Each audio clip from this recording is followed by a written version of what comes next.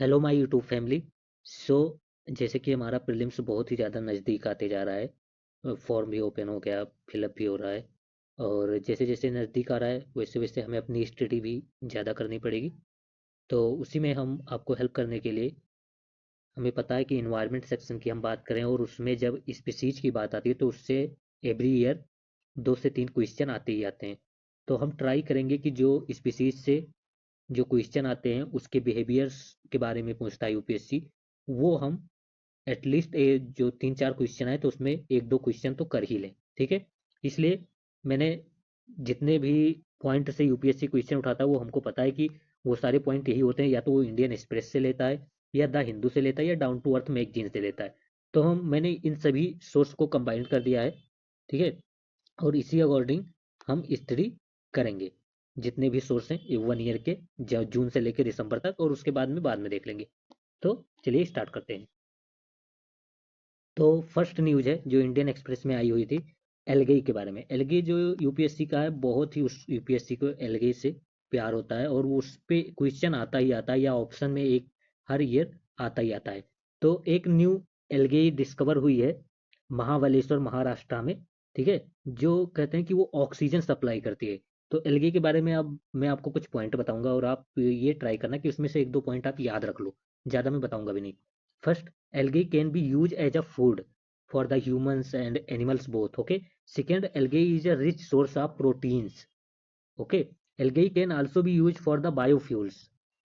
Okay, so these 3 points you will remember that. And algae have a chloroplast so they can do photosynthesis. Okay, so these 3-4 points you will remember. And if they will ask what is the name put by the scientists which are found in the Maharashtra, तो ये याद रखना, गोमफेनुमा राजगुरिली। ये एक किसी algae का नाम है, किसी के बर्ड का नाम नहीं है, किसी एनिमल्स का नाम नहीं है।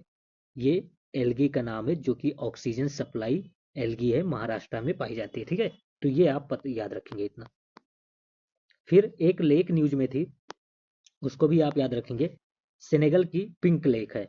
ओके, वो डिसअपियर हो रही। आपको पता है जब कोई लेक सूखता है या डिसअपियर होता है तो उस पर यूपीएससी का क्वेश्चन आता ही आता है। तो आप ये याद रखेंगे कि सेनेगल की जो पिंक लेक है, या पिंक लेक कहाँ पर है, तो सेनेगल में। सेनेगल कंट्री कहाँ की है, अफ्रीका की है।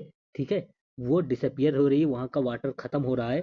लेकिन इस जैसे कि देखो, बहुत सारे फिशेस वगैरह तो की डेथ हो गई, बट एल्गी जो माइक्रोस्कोपिक एल्गी और बैक्टीरिया हैं वो अभी भी वहाँ पर मिल रहे हैं। और इस जो पिंक लेक है उसको, देखो पिंक लेक तो वैसे कहा जाता है क्योंकि एल्गी वगैरह की मात्रा ज़्यादा होगी उसमें, लेकिन उसका जो नेम है वो है लेक रेतबा। ओके, और यह लेक रोज, उसी को कहते हैं पिंक लेक। कहाँ पर है, सेनेगल में है। तो ये आप प्लेसेस में याद कर लेना, आप पॉइंट आउट कर लेना। अफ्रीका में पड़ता है सेनेगल कंट्री। वहाँ के पिंक लेक को या लेक रोज को या लेक रेतबा जो है वो डिसअपियर हो रही है वाटर स्कार्सिटी के रीजन से। ठीक है, तो आप वो देख लेना अपने अकॉर्डिंग। प्लेसेस इन न्यूज में आए तो ऐसा ना हो कि हाँ आप बिल्कुल। देखिए, एलगी पे कुछ बात करते हैं फिर। ये न्यूज में बहुत बार इस बार रहा है और चांसेस है कि इस बार पूछे UPSC. Okay, so algae use किया जा सकता है to fight the climate change. Okay, climate change के जो इफेक्ट हैं उसको कम करने के लिए एलगी का यूज किया जा सकता है। Okay, it also can be use in the industrial production. Okay, it also can be used to synthesize the large volumes of oil which are 20 times more than that of mustard per acre। तो mustard से ज्यादा oil मात्रा में algae से निकल सकता है, तो ये भी आप याद रखेंगे। ओके, और ग्रो करने में भी ये टेरेस्ट्रियल प्लांट्स जो ऑयल के होते हैं उनसे बहुत इजीली ग्रो भी हो जाता है। तो ये सब बेनिफिट हैं एल्गी के। ओके, और algae can be also reduce the fossil fuel dependence like petrol on diesel by use as a biofuels. Okay, तो algae can be use as a biofuel which can be help to reduce the conventional fuel जैसे हैं उनकी मात्रा को या उनके uses को कम किया जा सकता है इससे। और इससे क्लाइमेट चेंज क्या होगा, क्लाइमेट चेंज के जो इफेक्ट हैं वो भी कम हो जाएंगे। ठीक है, तो ये भी आप एल्गी के बारे में याद रखेंगे, चांसेस है कि पूछ ले वो। ठीक है, यहाँ मैंने एक फोटो लगाया है ये खुद से, आप इसके बाद यहाँ पर देख लीजिए। एल्गी, माइक्रो एल्गी जो होती है वो फोटोसिंथेसिस कर सकता है। ठीक है, इसमें क्लोरोफिल होता है तो they can do photosynthesis. Okay, so from the algae the bioproduct what we can get, there is a carbohydrate which can be used for the bioethanol or biogas, okay, lipids which can be used to produce the biodiesels or proteins or human consume, okay, and proteins so which can be used for the biofertilizer, aquaculture feeds. So these are the bioproducts which can be uh, which can be taken from the algae, okay, or extract from the algae, okay, when the algae do photosynthesis, these are the bioproduct produced. तो ये भी आप याद रखेंगे algae के बारे में. फिर ये न्यूज है, आप इसको थोड़ा एक वर्ड में याद रखेंगे कि एक नई स्पीसीज डिस्कवर हुई है स्पाइडर की. कहाँ पर? कोडगू कर्नाटका में. ठीक है, कोडगू कर्नाटका में एक नई स्पीसीज डिस्कवर हुई. ये देखो, ये स्पाइडर है वो आपका, और इसका नाम क्या है ये देख लीजिए, लिडगस ग्रेवल स्पाइडर. ठीक है, तो लिडगस ग्रेवल कोई बर्ड नहीं है, कोई एनिमल्स नहीं है, कोई प्लांट्स नहीं है, ये एक स्पाइडर है जो कि डिस्कवर हुआ है. इतना याद कर लोगे बहुत है. अच्छा, ये बहुत इंटरेस्टिंग न्यूज लगी. जब भी एनिमल बिहेवियर के बारे में हमको पता है कि यूपीएससी पूछता ही पूछता है. ये कैटरपिलर है. ठीक है, आप ये कैटरपिलर पे जो पतले पतले अगर दिख रहे होंगे आपको, ये जो हेयर्स हैं, 1 मिनट.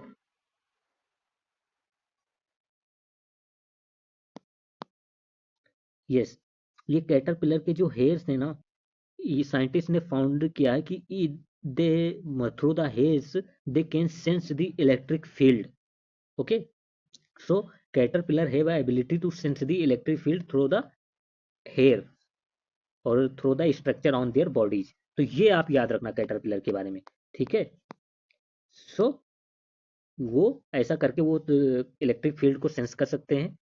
एंड जो कि अगर हम बात करें जो इलेक्ट्रिक फील्ड सेंसिंग की, वो लैंड वेस्ट जो एनिमल्स होते हैं उनमें जनरली नहीं पाया जाता, बट कैटरपिलर में अब ये देखा गया है. ठीक है, एंड जो इलेक्ट्रिक फील्ड सेंसरी एबिलिटी होती है, उस पर एक बात और आप याद रखना कि जो एम्फीबियंस होते हैं, एम्फीबियंस एंड एक्वेटिक एनिमल्स होते हैं, उनके पास होती है, बट लैंड बेस्ड एनिमल में अभी तक नहीं देखा गया था, अब कैटरपिलर में मिला है. आप ये याद रखेंगे. ठीक है, फिर एक बात और याद रखेंगे कि जो एक्वेटिक एनिमल या एम्फीबियंस होते हैं, they use these animals use electroreception या electric field sensory activity to detect the both predators and prey. Okay, तो ये देखो, एम्फीबियंस एंड एक्वेटिक एनिमल तो इलेक्ट्रिक फील्ड का या इलेक्ट्रिक रिसेप्शन का यूज करते हैं प्रेडेटर और प्रे को डिटेक्ट करने के लिए, बट कैटरपिलर में अभी ऐसा कुछ नहीं देखा गया. तो ये भी आप याद रखेंगे कि बिल्कुल सिमिलर नहीं है. ठीक है, और कुछ स्पीसीज आप कैटरपिलर आप देख लेना जहां पर साइंटिस्ट, जिसपे साइंटिस्ट ने डिस्क मतलब ये किया है, तो उन स्पीसीज का नाम है cinnabar moth, scarce vapourer moth, European peacock butterfly and common wasp. तो ये याद रखेंगे दीज आर द मतलब कैटरपिलर स्पीसीज. ओके, तो ये आप याद रखेंगे, इतना आप बिल्कुल याद रख लेना.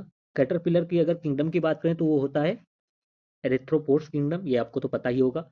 लाइक और इलेक्ट्रोस्टेप्शन जो है कुछ और भी, जैसे इंसेक्ट में मिला है, जैसे बम्बल बीज हो गए, होवर फ्लाई हो गए, स्पाइडर्स हो गए, स्पाइडर, इन सब में भी इलेक्ट्रोस्टेप्शन देखा गया है. ठीक है,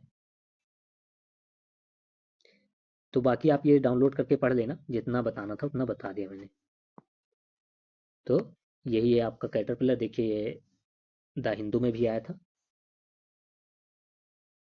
ये कैटरपिलर, और इसके ऊपर आप थोड़े हेयर्स लाइक स्ट्रक्चर देख सकते होंगे, इससे ये सेंस कर सकते हैं इलेक्ट्रिक फील्ड्स. ओके, सो ये आप याद रखना. सो यह देखिए, recent research reveal that caterpillar can detect electric field through state on their bodies. State मतलब ये hair like structure on their bodies.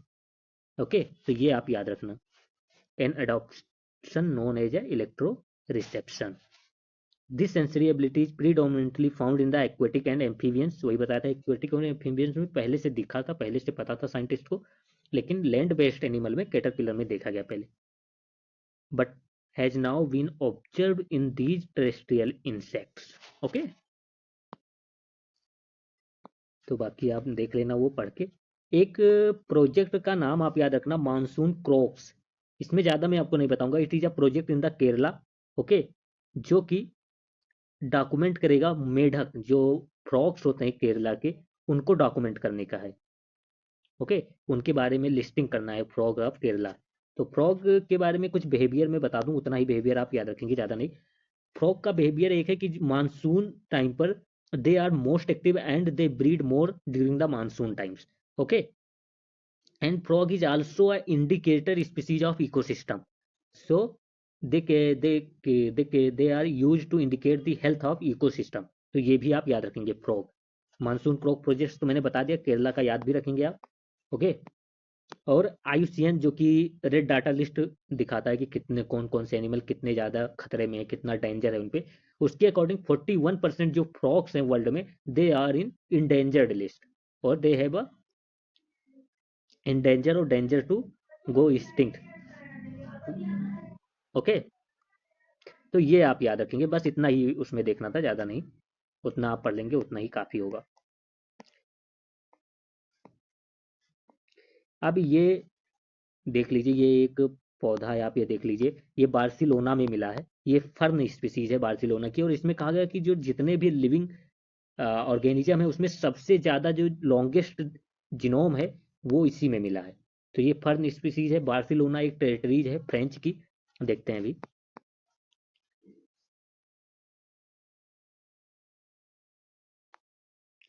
Sorry, new Caledonian, new Caledonian में एक फर्न स्पीसीज मिली है जिसमें देखा गया है कि largest genome of any living organism मिला है वहां पर। ठीक है, अगर न्यू कैलेडोनिया की बात करें तो ये एक फ्रेंच टेरिटरी है। ओके, जो कि है हमारे साउथ पैसिफिक में।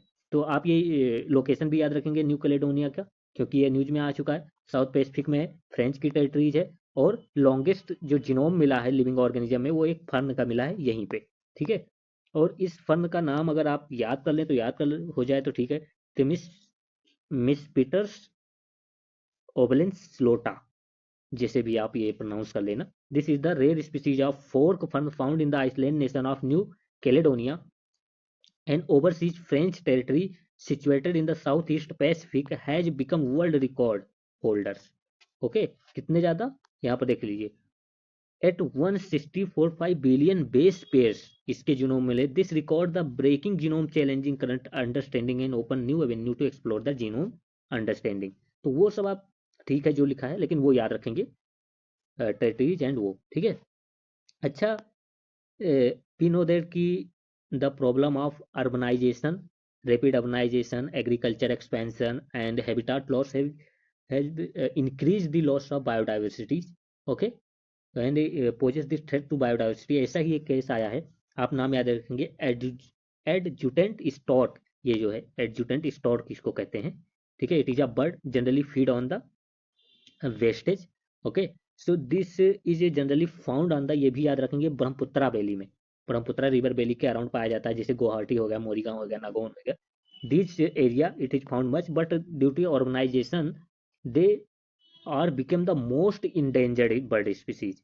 तो पहले आप याद ये रखेंगे कि एडजुटेंट स्टॉर्क इंडिया में पाया जाता है, कौन से एरिया में, नॉर्थ ईस्टर्न में, आसाम में जनरली बहुत ज़्यादा पाए जाते हैं। ठीक है, तो ये सब आप याद रखेंगे। और एक बात मैं और आपको इसमें बता दूं कि जो ये बिहेवियर में पूछता है यूपीएससी, इसलिए बता रहा हूँ कि ये प्रिंसिपली कार्निवोर्स होते हैं। ठीक है, कार्निवोर्स होते हैं, फ्रॉग, मेढक, स्नेक, यही सब खाते हैं, और सीजनली डिपेंडेंट ऑन वेटलैंड्स। तो ये वेटलैंड पर भी बहुत ज़्यादा डिपेंड होते हैं घूमने टहलने और वहाँ पर। और ये एक बात और याद रखना कि ये जो नेस्टिंग करते हैं वो जनरली बहुत ही टॉल ट्रीज पे नेस्टिंग करते हैं, बहुत टॉल ट्रीज पे। ठीक है, तो ये भी आप याद रखेंगे। एंड ये generally forages urban waste disposal site, तो वेस्ट डिस्पोजल साइट में मतलब ये आप कह सकते हैं फूड चेन के लिए भी बहुत ज़्यादा इंपॉर्टेंट है। तो ये भी आप याद रखेंगे। ठीक है, मैं इसके भाई ये ज़्यादा नहीं, आप ये पढ़ लेना, मुझे नहीं लगता इतना ज़्यादा इंपॉर्टेंट है। याद रखना कि जो प्रेज वस्की है ये कि वाइल्ड हॉर्स है, जो कि स्टेपी एरिया में मिलता है। स्टेपी मतलब कजाकिस्तान एंड दीज वाले एरियाज।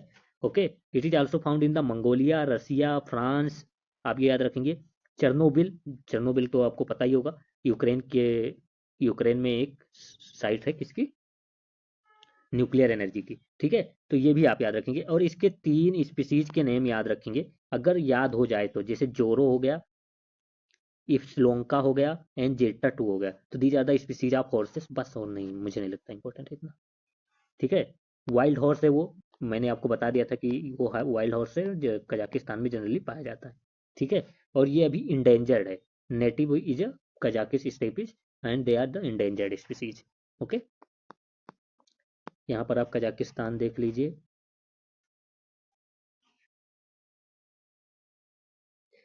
तो कजाकिस्तान, अस्ताना, आप ये प्लेस याद रखेंगे। लेक टिग्रिस भी याद रखेंगे कि यहाँ कजाकिस्तान में पड़ती है।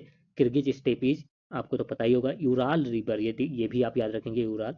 ठीक है, और कैस्पियन सी से ये बाउंड्री शेयर करता है, अरल सी आप भी याद रखेंगे, यहाँ मतलब ये है। ठीक है, और याद रखेंगे लेक बाल्कस। ठीक है, ये भी याद रखेंगे कि कजाकिस्तान में है। ओके, तो इतना आप याद रखना।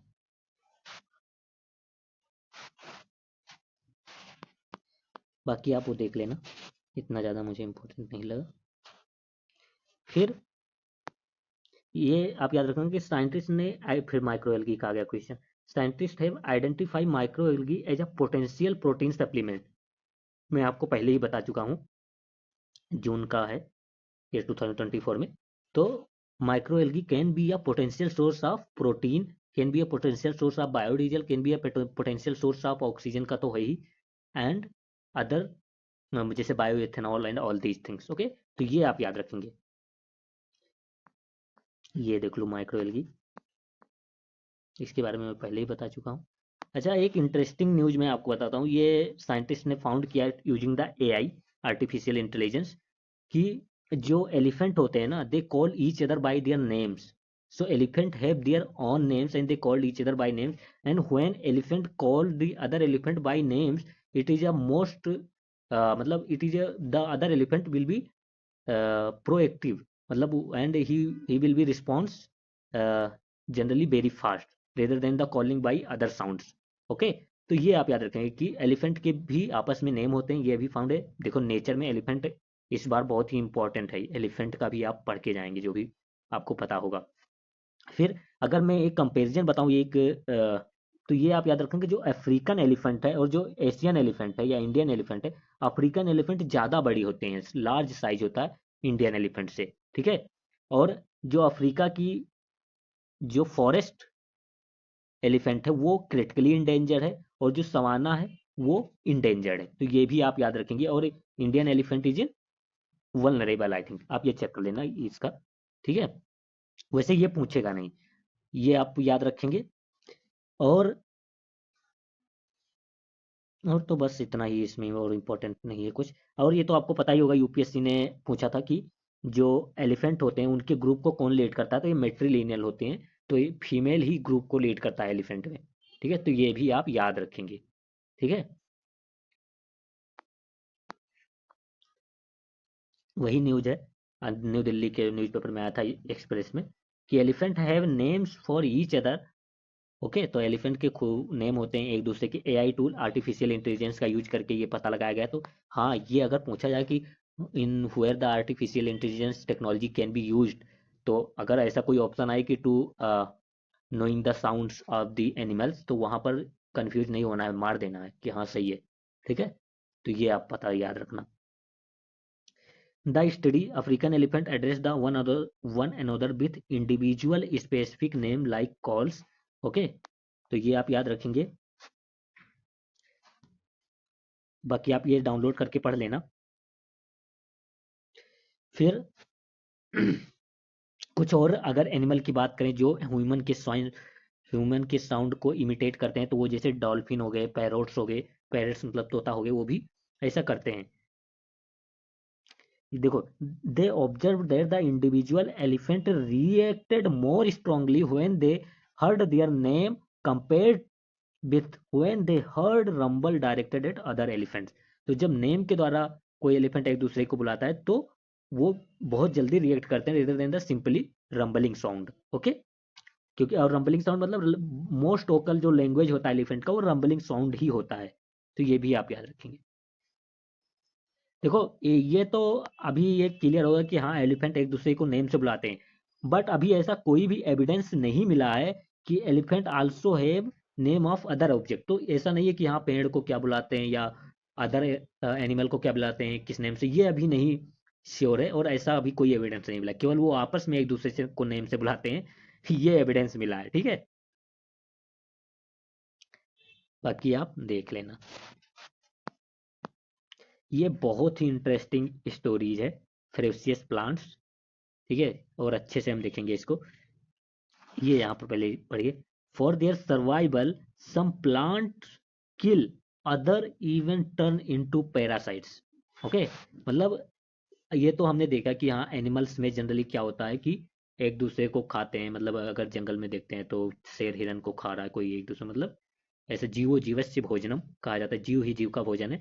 लेकिन अब ये प्लांट में भी देखा गया कि कुछ प्लांट ऐसे होते हैं जो एक दूसरे प्लांट पे, मतलब एक दूसरे प्लांट को, मतलब एज अ पैरासाइट वो दूसरे प्लांट पर जाते हैं और उसको खत्म कर देते हैं, उसको मार डालते हैं अपने यूजेस के लिए, अपने बेनिफिट के लिए। ठीक है, ये प्लांट में देखा गया है। और इस स्टडी में ये भी फाउंड किया गया है कि जो मदर प्लांट, जैसे कि ये कोई प्लांट है, तो वो प्लांट ये ट्राई करता है कि उसके नजदीक या उसके रिसोर्सेस एरिया में कोई दूसरा प्लांट ना ग्रो हो। ठीक है, तो वो इसी कंपटीशन में वो दूसरे प्लांट को ग्रो नहीं करने देता, और अगर कोई प्लांट ग्रो हो भी जाता है तो वो बड़ा वाला प्लांट यही कोशिश करता है कि ये प्लांट को कोई सन एनर्जी ना मिले, कोई मतलब वाटर ना मिले, मतलब इस प्लांट को मारने की कोशिश करता है। आप पढ़ना ये। ठीक है, और एक बहुत ही मतलब वैसी स्टडी की, जैसे कि ये कोई प्लांट है, इसमें सीडलिंग हुई, तो ये ट्राई करेगा प्लांट की वो सीड इसके नजदीक ना गिरे, वो कहीं और दूर जाए, तब जाकर वो जर्मिनेट हो। और अगर वो सीड कहीं नजदीक गिर जाएगी तो भी प्लांट सेम बिहेवियर करेगा, और वो ट्राई करेगा कि सारी सनलाइट वो खुद ले ले, सारा वाटर ये मम्मा प्लांट खुद ले ले, और छोटे प्लांट को मार डाले, या छोटा प्लांट को कुछ ना मिले, मतलब अपने ही बेटे प्लांट को। ठीक है, और बहुत से टाइम पे तो कुछ प्लांट ऐसा करते हैं कि जब सीड अगर दूर नहीं गया और यहीं पर फॉलिंग डाउन होने लगा तो वो ब्रस्ट कर देते हैं सीड को।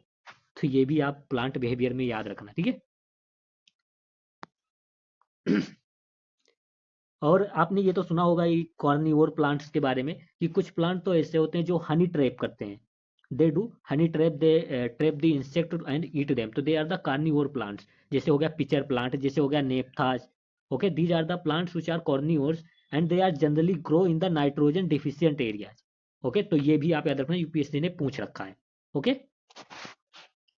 तो प्लांट के बारे में जो मैंने बताया वो ही आप याद रखेंगे। यहाँ पर देखिए, plant can be more ruthless than a hungry lion tackling a zebra, this usually happens in slow motion. But एक बात और ही आप याद रखेंगे कि जैसे कुछ एपीफाइट्स होते हैं, ऑर्चिड्स होते हैं, कुछ फंस होते हैं जो एक दूसरे पौधे के ऊपर, मतलब उसकी ब्रांचेस पे वो बड़े होते हैं, उसी पे वो जर्मिनेट होते हैं, वो जनरली इतने हार्मफुल नहीं होते। तो अगर कहे कि एपीफाइट्स इतने हार्मफुल में, तो वो नहीं। ओके, तो वो इतना हार्मफुल नहीं होते, वो जनरली इसी ब्रांचेस के सपोर्ट पे ग्रो होते हैं, और वो अपने सनलाइट का यूज करके खुद का वो फूड क्रिएट करते हैं। तो ये इसका एपीफाइट से मत ऐड कर देना। ठीक है, बाकी आप ये सब पढ़ोगे तो आपको खुद पता चल जाएगा, पढ़ लेना ये सब, बहुत ही अच्छी स्टडी है। अच्छा, कुछ insectivorous plant found in India include, जैसे ड्रोसेरा, एल्ड्रोवांडा, नेप्थेस, मैंने बता ही दिया था, पिचर प्लांट जिसको कहते हैं, एंड यूट्रिक्लोरिया एंड पेंगी पेंगुइकुला। तो ये मैंने ऐड किया, ये आप याद रखना कि हाँ, ये सब पिचर प्लांट है। मतलब ये कार्निवोर्स प्लांट है, इंसेक्टिवोर्स प्लांट है, और ये प्लांट वहीं ग्रो होंगे जहाँ पर नाइट्रोजन की डिफिशियंसी होती है। तो ये नाइट्रोजन की मतलब भरपाई करने के लिए, and to fulfil the needs of nitrogen, they generally trap the insect and eat them. Okay, और इंसेक्ट ट्रैपर उनके ऐसे मतलब वो फ्लावर्स लाइक होता है, और उसमें जैसे इंसेक्ट बैठेगा तैसे ये बंद हो जाएगा। तो ये भी आप याद रखेंगे।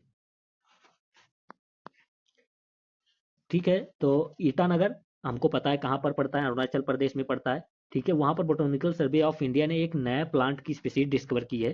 ठीक है, उसका नाम वो हर्बिसियस प्लांट स्पीसीज है। नाम आप यहाँ पर देख सकते हैं, याद हो जाए तो ठीक है। पेट्रोकोस्मिया अरुणाचलनीज। तो ये it is a plant of herbaceous plant found in the Arunachal Pradesh. तो ये भी आप हो जाए तो याद कर लेना, कोई बड़ी बात नहीं, नहीं होगा तो भी कोई बात नहीं। India's largest leopard safari open set Bannerghatta. Bannerghatta कहाँ है? बनेरघट्टा नेशनल पार्क कहाँ पर पड़ता है? कर्नाटका में।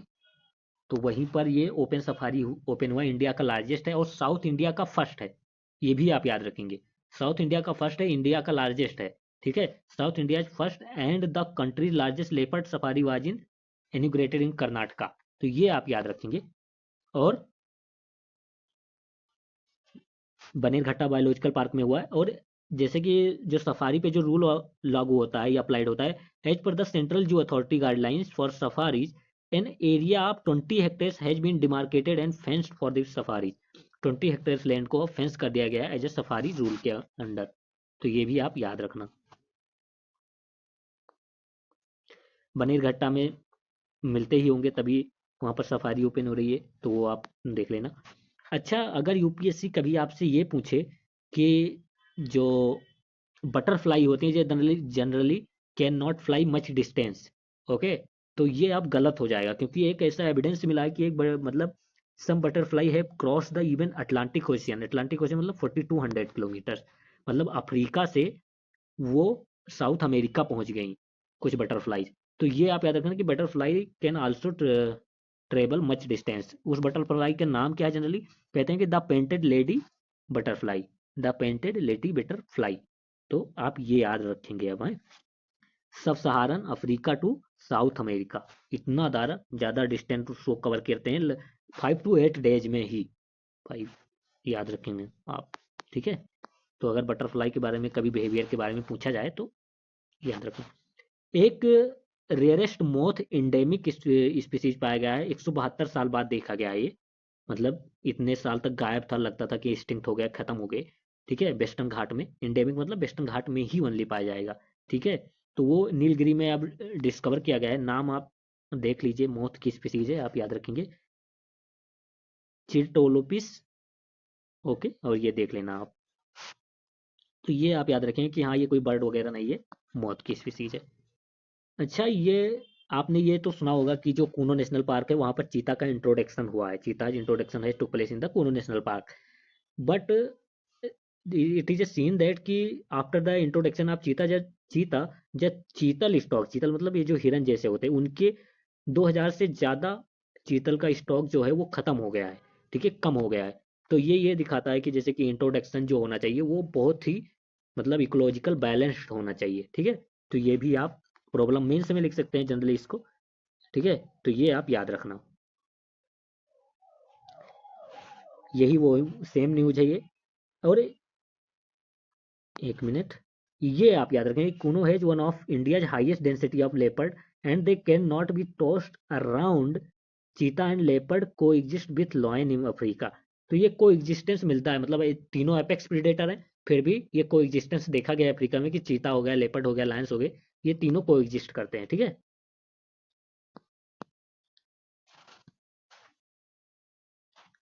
गवर्नमेंट जैसे देखो, ग्रेट इंडियन बस्टर्ड हमको पता है कि ये क्रिटिकली इंडेंजर्ड है, and now if we will see that तो only 140 great Indian bustard India में बचे हुए हैं। और ये कुछ ही स्टेट में पाए जाते हैं, जैसे कि गुजरात हो गया, महाराष्ट्र हो गया, कर्नाटका हो गया, आंध्र प्रदेश हो गया, मध्य प्रदेश हो गया। तो आप क्या याद रखेंगे कि ये गुजरात में इंडेमिक नहीं है ग्रेट इंडियन बस्टर्ड, कर्नाटका तक पाया जाता है, ठीक है। सो इनका सबसे बड़ा थ्रेट हमको पता है कि पावर लाइन हुए है, ठीक है। पावर लाइन बहुत ज़्यादा थ्रेट इनके लिए होती है। और जो ये project great Indian bustard conservation project है, उसमें लेसर फ्लोरिकन भी है, तो ये भी आप याद रखेंगे, ठीक है। तो द थ्रेट अगर बात करें तो सीवियर डिक्लाइन देखा गया ग्रेट इंडियन बस्टर में के नंबर्स में, और it is due to the hunting, habitat loss and depredation of eggs, okay, by predator. तो प्रेडेटर्स जो होते हैं इनके एग को खा जाते हैं, ठीक है। तो ये भी याद रखें, एज ए की थ्रेट टू द जो हेड पावर लाइंस होती है, वो भी बहुत बड़ी थ्रेट होती है ग्रेट इंडियन बस्टर्ड के लिए। तो ये आप याद रखेंगे। बाकी आप ये डाउनलोड करके पढ़ लेना, बहुत इंपॉर्टेंट है। फिर देखिए यहाँ पर 641 species identified in last 1 year in India. तो 641 स्पीसीज और डिस्कवर हुई है इंडिया में, जिसमें केरला सबसे टॉप पर है, 101 स्पीसीज केरला में, और 74 न्यू स्पीसीज जो है वो कंप्लीटली न्यू है, ओके। और जो 27 न्यू रिकॉर्ड जो कि वेस्ट बंगाल में सेकंड नंबर पर है। तो ये आप याद रखेंगे कि बहुत सारी न्यू स्पीसीज इंडिया में डिस्कवर हुई है, जिसमें केरला टॉप पर है। एंड कुछ स्पीसीज जो डिस्कवर हुई हैं उनमें से कुछ का नाम मैं बता देता हूँ, आप देख लेना अपने अकॉर्डिंग। ये देखिए केपरा हाइमेलेनेसिस, ये आइबेक्स जैसा जानवर होता है, जो हिमालयन आइबेक्स जनरली आप देखेंगे गोट जैसा जो होता है जानवर, वो जनरली पाया जाता है ट्रांस हिमालयन रेंज में, जम्मू एंड कश्मीर में, लद्दाख में, हिमाचल प्रदेश में। तो ये भी एक आइबेक्स जैसी ही प्रजाति है, कोपरा हिमालयनेसिस। लेकिन ये पाया गया कि अब ये कुछ डिफरेंट है, डिस्टिंक्ट स्पीशीज है from the Siberian ibex. Okay. और एक न्यू बेट ऑफ स्पीशीज पाई गई है जिसका नाम है मीनू मीनियोपेट्रिस सिरिनी। तो ये भी याद रखेंगे, कोडगू डिस्ट्रिक्ट ऑफ कर्नाटका में। ठीक है, तो ये भी अब स्पाइडर की स्पीसीज भी कर्नाटका में डिस्कवर हुई थी, कोडगू में ही। और सॉरी, बंगाल की बात करें तो recorded the highest number of new plant discovery. अगर प्लांट डिस्कवरी की बात करें ओवरऑल तो केरला है, लेकिन अगर प्लांट के बारे में बात करें तो बंगाल में सबसे ज्यादा प्लांट डिस्कवर हुए हैं, बाकी उसमें और ज्यादा नहीं। ये फिर उसी पे ये पढ़ लेना आप, कितने कितने स्पीसीज डिस्कवर हुए हैं। मैं कुछ स्पीसीज के नाम बता दूंगा, वो आप याद रख लेंगे। ये देखिए, a new turmeric species in Manipur में पाया गया है, एक नया टर्मेरिक स्पीसीज मणिपुर में। और एक बेट जो हमने देखा कोडगू कर्नाटका में डिस्कवर हुआ है, लेकिन टर्मरिक वाला आपको याद रखना है। क्या नाम है इसका? कुरकुमा कंचेन जेंगीज। तो ये आप याद रखेंगे, काचिन कुकचिन जेनीज, आप देख लेना नाम। तो ये एक नया टर्मरिक की स्पीसीज है, कहाँ पर मिला है? मणिपुर में। ये आप याद रखना, और बाकी ठीक है, देख लेना आप। एक नया फ्लावरिंग प्लांट जो है ये एस्टेसिया बेनी है, जो कि कहाँ पर डिस्कवर हुआ है? तो वेस्ट बंगाल में। ठीक है, तो ये ना याद हो तब भी ठीक है, लेकिन ये टर्मरिक वाला याद रखना। अच्छा, कूनो नेशनल पार्क तो होम है चीताज का, वहाँ इंट्रोडक्शन भी होगा, लेकिन ये बायोलॉजिस्ट और ये माना जाता है कि ऑफिशियल्स बिलीव दैट कि जो Gandhi Sagar wild life century, तो पहले आप इसका प्लेस याद रखेंगे, मध्य प्रदेश में है। Gandhi Sagar wild life century कहाँ पर है? मध्य प्रदेश में। It can be the second home for the चीताज in India. तो अगर कूनो नेशनल पार्क में चीता और इनकी पॉपुलेशन ज़्यादा होने से चीतल की पॉपुलेशन कम हो रही, तो उनका री इंट्रोडक्शन किया जा सकता है Gandhi Sagar wild life century में। तो ये आप याद रखेंगे पूरा, ठीक है। तो ये आप याद रखना। सॉरी। अच्छा, ये तो आपको पता ही होगा, इसको जलकुंभी यूपी में बोलते हैं, और इसको वाटर हाइसिंथ कहा जाता है। ये हमको पता है एक्जोटिक प्लांट है या इन्वेजिव स्पीसीज है। ये जिस भी पॉन्ड या रिजर्वायर में आ जाती है उसको पूरा ऑक्सीजन ये ले लेती है, पूरा मिनरल्स ले लेती है, और जो फिशेस होती हैं उनकी डेथ हो जाती है। ओके, तो ये आप याद रखेंगे। जो वाटर हाइसिंथ है वो वेम्बनाड लेक में, वेम्बनाड हमको पता है केरला में, पूरी तरीके से उसको कवर कर लिए, जिससे बहुत डेट्रीमेंटल इफेक्ट पड़ रहा है एक्वेटिक स्पीसीज जो है, फिशेज जो हैं उन पर। ठीक है, तो ये आप याद रखेंगे कि वाटर हाइसिंथ एक इन्वेजिव स्पीसीज है, और बेम्बनाद लेक अभी न्यूज में तो ये कहाँ पर है? केरला में है, लेकिन ये बहुत प्रॉब्लम फेस कर रहा है Vembanad lake due to the water hyacinth. ठीक है। अरुणाचल प्रदेश में एक नया हॉर्न फ्रॉग स्पीसीज डिस्कवर हुआ है। तो आप ये नाम देख लेना, अगर ना भी फ्रॉग ना याद रख पाओ तो कोई बात नहीं। ये याद रखना कि टल्ले वाइल्ड लाइफ सेंचुरी जो है वो अरुणाचल प्रदेश में, टल्ले वाइल्ड लाइफ सेंचुरी इन अरुणाचल प्रदेश, बस यही वो फ्रॉग स्पीसीज है। ये यहाँ पर देख लो, जीनोफेरिस अपतानी। अपतानी से आप याद रख सकते हैं क्योंकि अपतानी नेशनल पार्क और वाइल्ड लाइफ सेंचुरी भी अरुणाचल प्रदेश में है, तो उससे आप याद रख सकते हैं कि ये अरुणाचल प्रदेश में ही पाया गया होगा। अच्छा, आपने बैर तो बहुत खाए होंगे, बैर बोलते हैं यूपी में। ये देखा गया कि बैर एक बहुत ही बड़ा न्यूट्रिएंट सोर्स हो सकता है, और इसमें एंटी कैंसर प्रॉपर्टीज होती हैं। कितना इंपॉर्टेंट है देखो, मतलब ये कि न्यूट्रिएंट सोर्स है, एंटी कैंसर प्रॉपर्टीज बैर में पाई गई हैं, तो बैर खाने का बहुत ही ज़्यादा है। और नर्वस प्रॉब्लम को भी ये सॉल्व कर सकता है, जो कि डायबिटीज के रीजन से होता है। तो ये आप याद रखेंगे अगर बैर के बारे में कभी पूछे तो। मैं बहुत स्पीड में कवर कर रहा हूँ क्योंकि मुझे पता है कि क्या क्या बताना है, तो विश्वास करके उतना ही पढ़ के जाइए। बहुत ज़्यादा पढ़ने पर भी करंट अफेयर आप अपने स्टेटिक को मजबूत कीजिए, और करंट अफेयर में स्पीसीज में इतना कर लीजिए, बाकी जो नया आएगा वो मैं करा दूंगा, ठीक है।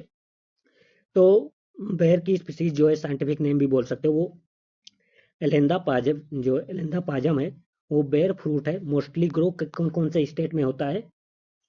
तो आप यहाँ पर देख सकते हैं, पंजाब हो गया, महाराष्ट्र हो गया, उत्तर प्रदेश हो गया, गुजरात, राजस्थान, मध्य प्रदेश, बिहार, आंध्र प्रदेश, तेलंगाना।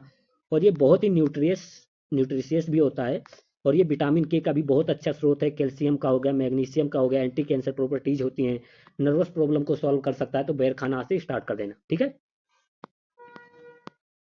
ये याद रखना आप, ये भी काफी इंपॉर्टेंट है क्योंकि रामसर साइट हमेशा इंपॉर्टेंट ही होती है।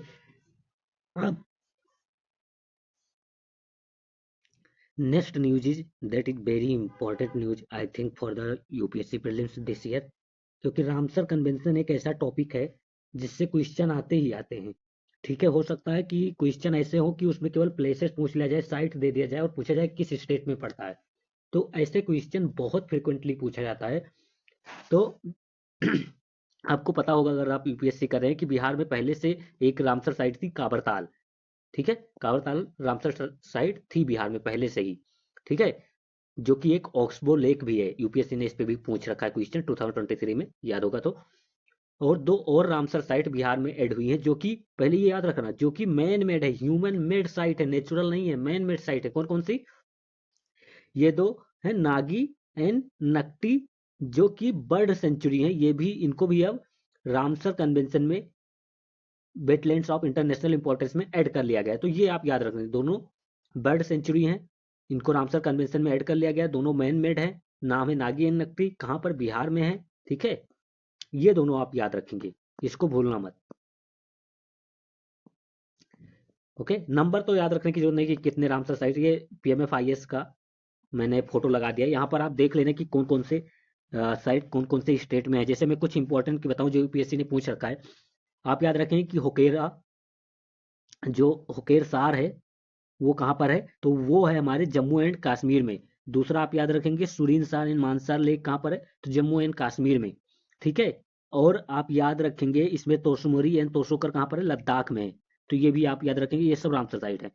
फिर आप ये एक याद रखेंगे कि आसान, यस, यासन यासन बैराज, ये कहाँ पर है? तो ये आपका पड़ता है उत्तराखंड में, ये आप याद रखेंगे। ठीक है, और याद रखेंगे ये रेणुका भी पूछ रखा है, हिमाचल प्रदेश में पड़ती है, ये साइड भी याद रखेंगे आप। दीपोर बिल याद रखेंगे कि आसाम में है। ये कांवरताल या कांवरताल मैं बता चुका हूँ, ये बिहार में, अब दो और ऐड हो गई बिहार में, नागी एंड नकटी। लोकटक लेक सबको पता है मणिपुर में, ये याद रखना। रुद्र सागर त्रिपुरा में पड़ता है, रुद्र सागर लेक जो है रामसर वेटलैंड है, वो त्रिपुरा में, ये भी याद रखेंगे। पाला कहाँ पर है? मिजोरम में। ठीक है, जो कुछ मैं बता रहा हूँ उतना तो आप याद ही कर लेना। सतकोसिया गॉर्ज याद रखेंगे कि उड़ीसा में पड़ता है, और यहाँ पर दो और उड़ीसा के याद रखेंगे, तंपारा लेक एंड अनुस्पा, ये याद रखेंगे कि ये दोनों उड़ीसा में पड़ते हैं, वेटलैंड्स हैं। ठीक है, और आंध्र प्रदेश का, आंध्र प्रदेश में एक याद रखेंगे कोलेरू लेक, ये बहुत याद रखेंगे। और इसके बारे में ये याद रखेंगे कि इससे कृष्णा हो गया, गोदावरी, कोई रिवर इससे फ्लो नहीं होती क्लोरी लेक से, कोलेरू लेक से। और ये बिल्कुल मतलब कोस्ट लाइन नहीं है, एक सेलाइन लेक नहीं है, ये फ्रेश वाटर लेक है कोलेरू। तो इतना आप ये इसमें याद रखेंगे। ठीक है, फिर आप ये याद रखेंगे कि रंगानथु बर्ड सेंचुरी, जो कि कर्नाटका में, ये भी एक रामसर साइट है, ये आप याद रखेंगे। नंदा लेक कहाँ पर है? तो गोवा में। तो इतना आप ये याद रखना, बाकी आप पढ़ लेना इसमें से। अच्छा, जो हम स्पीसीज की क्लासिफिकेशन करते हैं वो कैसे होता है? तो हाउ एनिमल आर क्लासिफाइड, इस पे भी मतलब कई बार न्यूज आती रहती है। इतना लगता नहीं पूछा जाएगा, लेकिन हो सकता है कि स्टेटमेंट में वो फॉर्म कर दें, कोई अगर उनको सिंपल क्वेश्चन पूछना हो। तो species is the, at the, you can say that कि at the basic classification, at the lowest level species होते हैं। Group of species is the genus और जेनरा, फिर फैमिलीज, फिर order, and after the order class, class के बाद phylum, and phylum के बाद kingdom, and after the kingdom this is a domains. तो ये याद रखेंगे, ये मतलब species to domain it larger classification होते जा रहा है। तो आप ये याद रखेंगे कि जैसे क्लास एंड ऑर्डर में कौन ज़्यादा बड़ा, तो क्लास। ओके, तो ऐसे आप देख लेना। ये न्यूज़ इतना इंपॉर्टेंट नहीं है, बस आप याद रखें कि हाँ, नॉर्थ ईस्ट में भी घड़ियाल की जो पॉपुलेशन है वो ब्रह्मपुत्र रिवर में भी घड़ियाल पाए जाते हैं। ठीक है, तो ये आप याद रखेंगे। काजीरंगा नेशनल पार्क या टाइगर रिजर्व कहाँ पर है? तो ये आपको पता होना चाहिए, आसाम में है। ठीक है, तो ये आप याद, अभी मैंने बताया भी था कि दीपोर बिल भी आसाम में, जो कि रामसर साइट है। तो उतना तो आप याद ही कर लेंगे, आई होप। अच्छा, ये द हिंदू की न्यूज है, इसमें एक नई स्पीसीज डिस्कवर की गई जिसका नाम है इरोप्लिटिस कॉर्डमिकोलिटा। ये एक स्नेक स्पीसीज है, आप यहाँ पर देख सकते हैं। तो आप ये नाम थोड़ा याद रखें कि ये कोई बर्ड वर्ड नहीं है। अगर इरोप्लेटिस आए तो आप ये समझ लेना कि हाँ, ये कोई स्नेक है, सीधे। ठीक है, ये वेस्टर्न घाट में मिलता है। आप सोच रहे हो कि क्या इतने से हो जाए, भाई इतना ही पूछेगा। आप स्पीसीज में जाकर देख लीजिए, 2-3 स्पीसीज का वो एक साथ करके तब क्वेश्चन पूछता है। एक ही स्पीसीज पे बहुत ही लेस चांस होते हैं कि क्वेश्चन पूछे, और अगर एक ही स्पीसीज पे वो 3 स्टेटमेंट फ्रेम करता है तो it is a high chance that कि 1 और 2 statement would be from there. So from there you can eliminate other 3 statements. Okay, so you need not to take मतलब माइंड पे ज़्यादा भार नहीं लेना, ठीक है। तो ये याद रखेंगे कि कहाँ पर ये वेस्टर्न घाट में है। ये लोग तो पता नहीं कैसे यार पढ़ लेना, ये नाम तो ऐसे देते हैं कि जैसे लगता है कि हाँ यही याद कराना है, ठीक है। एक न्यू स्पीसीज जो फिश में डिस्कवर्ड हुई है केरला हार्बर पे, डॉग फिश शार्क। तो इसके बारे में ये केरला में डिस्कवर हुई, पहले ये आप याद रखेंगे। और इसको ये याद रखेंगे, इसको स्क्वालुस हीमा भी कहते हैं या डॉग फिश शार्क भी कहते हैं, ये आप याद रखेंगे। और ये डीप वाटर में पाया जाता है, मतलब सेल में काफ़ी डीप वाटर में ये रहते हैं, ठीक है। तो ये आप याद रखेंगे। और अगर इसका और भी मतलब वहाँ लोकली ये जो कॉमन लोग, वहाँ के लोकल लोग क्या कहते हैं, स्पूर डॉग्स। तो अगर पूछा जाए कि spur dogs is generally mention in the news watch, तो क्या था, तो ये फिश थी, फिश, बर्ड नहीं है, फिश है, ठीक है। बाकी आप ये देख लेना, उतना इंपॉर्टेंट नहीं है।